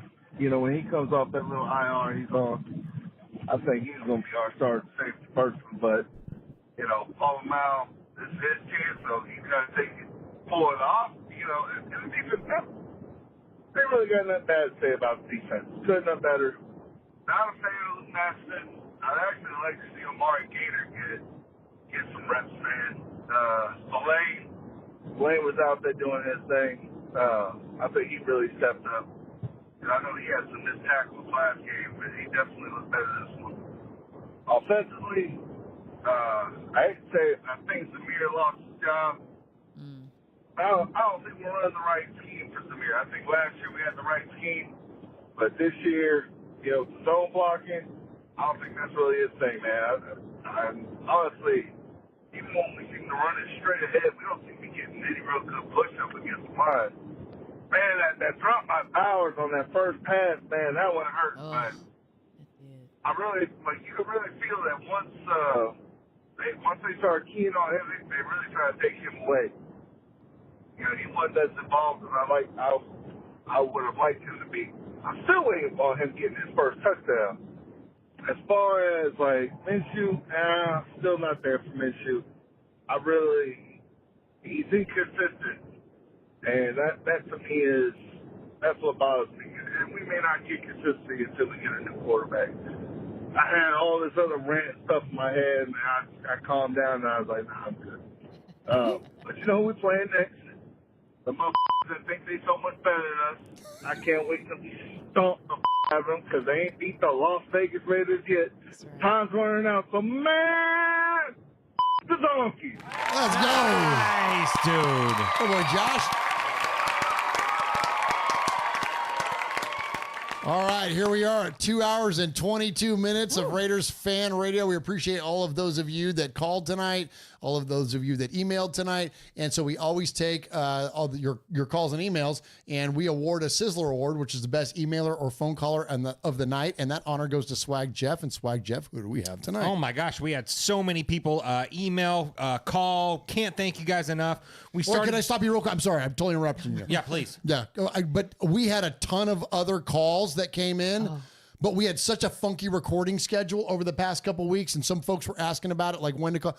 The best time to get a call or an email in is prior to Tuesday because we go live on Wednesdays. But the past few weeks we've had a funky schedule, so I apologize for that. Any of those calls that we didn't get to tonight, normally we would. Sorry about that, Jeff. I didn't mean to interrupt you, but I wanted to let them know. Before we do that, you told Oh shoot, what's his name in the chat? Rambo Adventures. To talk about it later because he was talking about talking about your teas. All right, I'll do it after the Sizzler. You do it after the Sizzler for Okay. sure. So Carl Howard, Justin in Iowa, and Paul led off with the emails tonight. Oh. And then on the voicemail side of things, we had Susan's coworker. We had. I hope she contacts us one more time so we can make her. That would be incredible. That would be incredible. That'd be great. Raider Dan, Wyoming Raider, Rico, Ernesto, Animal Mother, Jay in St. Louis, Susan, J-Dog in Montana, Jacob from Fresno, Raider 27, and Josh in the 703. Tonight, there were so many emails, so many calls. I'm going to give 2 Sizzlers tonight. Ooh, like it. Absolutely. And we're going to do one on the voicemail and one on the email. Like side. it. Yeah, man. So on the voicemail side, the Sizzler goes to Wyoming Raider, who said more cuss words than he did real words. And then on the email side, a first-time emailer, the Sizzler goes to Justin in Iowa. Oh, nice. I am the Sizzler. That's awesome. Sizzler. Sizzler. Sizzler. We are Metallica, and we are here for your Oakland Raiders! You know why we out here, and we ain't playing around today. From The Walking Dead to errant Jedi Knights, Raiders fans are a rogues gallery.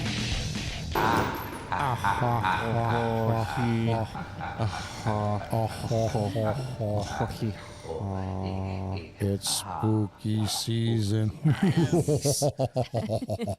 Hey, so Raider Rebels in the chat says, who's Sunday's MVP versus the Donkeys? I Ooh, love I that love it. I question. love those kinds of questions. Okay, so let's go. Each of us, let's do an offensive and a defensive MVP. Okay. Okay, you ready? Yeah. Okay, so I'm going to go my offensive MVP. I'm predicting that Brock Bowers, even against that. Well, we got the same. Okay. We against that really good Denver defense, he finally scores his first touchdown. So I'm thinking that that's going to be a guy for us. And then defensively, watch this. You ready for this? I'm ready. I'm going to go bold prediction style. Okay. Snowden. Oh. Ooh, Yeah. Yeah. Let's go. Fill it because Max is going to be out again. You think so? Well, probably. Probably. I mean, that knee injury was no joke, Yeah. man. So I'm thinking Snowden is going to get the reps. And obviously, Christian Wilkins had a huge impact on this game and freed up those edge rushers. And here's the thing that I loved about Snowden is that he did it when he had to. Yeah.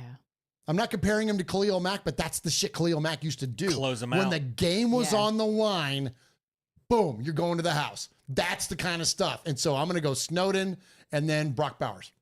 What do Yeah, you got? I was going to go Brock Bowers for my offensive, but I still, Jack Jones, pick 6. You love that guy. I love that guy, and I really want to see him do something because, I mean, he's been effective, but I want to see him go over the top. So he Yeah. might be mine every game until he does something. What about, okay. So Brock Bowers. Brock Bowers. Yeah, Yeah, Brock sorry. Bowers. Yeah. Yeah. So for me, on the offensive side of the ball, I'm going Alexander Madison. Okay. Dude, love it. Yeah. Great pick. Yeah. I think we're going to see, I don't know if we'll see a 100-yard game, but we'll see 85 yards and a touchdown and a couple catches out of the backfield.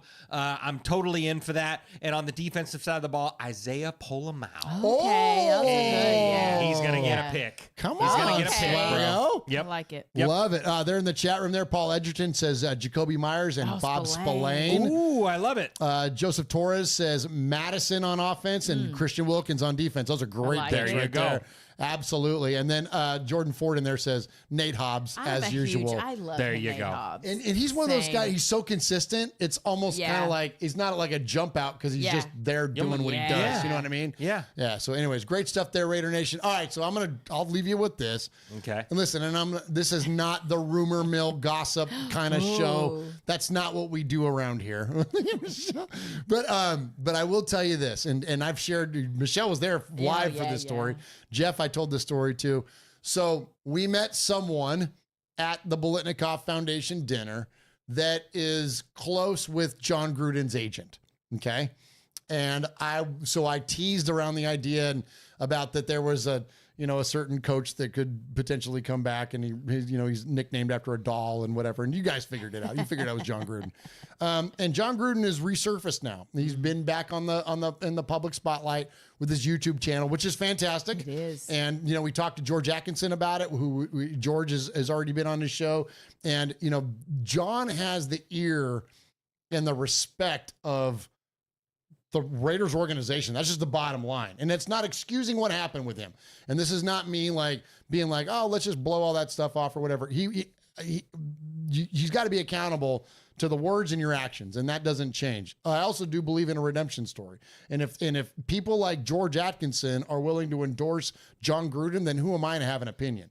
You know what I mean? And so, because they know him at a way different level than we ever would as public. So all that said, this is not me saying that this is a thing or whatever. And even the people that told us this, we're not saying this is a slam dunk or this is going to happen or whatever. This is an if. And I don't, like you always say about Uncle Ike and who's it? Yeah. If my Aunt Tilly had balls, she'd be my Uncle Ike. There you go. So that's what we're dealing with. A lot of ifs here. But the message to us was, if Antonio Pierce struggled towards the end of year 1 and into year 2, that a certain guy might be on speed dial there and return to the Raiders. And I think that the distance, and this is the conversation that you and Michelle and I were kind of in shell shock when we heard this. Yeah. But the conversation you and I had were, 5 days separated, was that, is there enough time to be healed there? And is there, people want to knock people down, but there's also redemption to be had. And you made the great point that he's kind of got the league by the short ones here. Yeah, by the balls, man. Yeah, yeah. Sure. So by the short and curlies. It wouldn't. My dad used to say that too. But you know what I mean? It's and I don't even know how I feel about that. Yeah. I'm not again, this isn't an advocacy position. I'm just telling you what we heard, but it wouldn't surprise me and then we'll draw the context to this, and then let's get out of here for the night. Leave you with the final word on this, Jeff, is that share without getting too deep into the don't violate any confidence here. But what did we see and hear immediately on the heels of John Gruden being let go, 3 years ago? Oh, well, Mark Davis, he did not want that to happen. He didn't want it to happen. He lost his stability. It's exactly the words that he said. I lost my stability. I lost Boudin and I lost John. I lost my guys. And that's something he didn't want that in any kind of way. So I think that if there's a scenario where Luke Getsy doesn't work, oh shit, do it. John Gruden becomes our offensive coordinator. God dang it. And then, but wait, there's more. And then if Antonio Pierce does not work out, Gruden's in the building. Plug and play. Plug and play. You've been listening to Raiders Fan Radio. Fire. That's as TMZ as we've ever gotten. That's as TMZ we've ever gotten. That was insane. Just saying. Thank you for all of those of you that support Raiders Fan Radio. Thank you for all your calls. Thank you for all your emails tonight.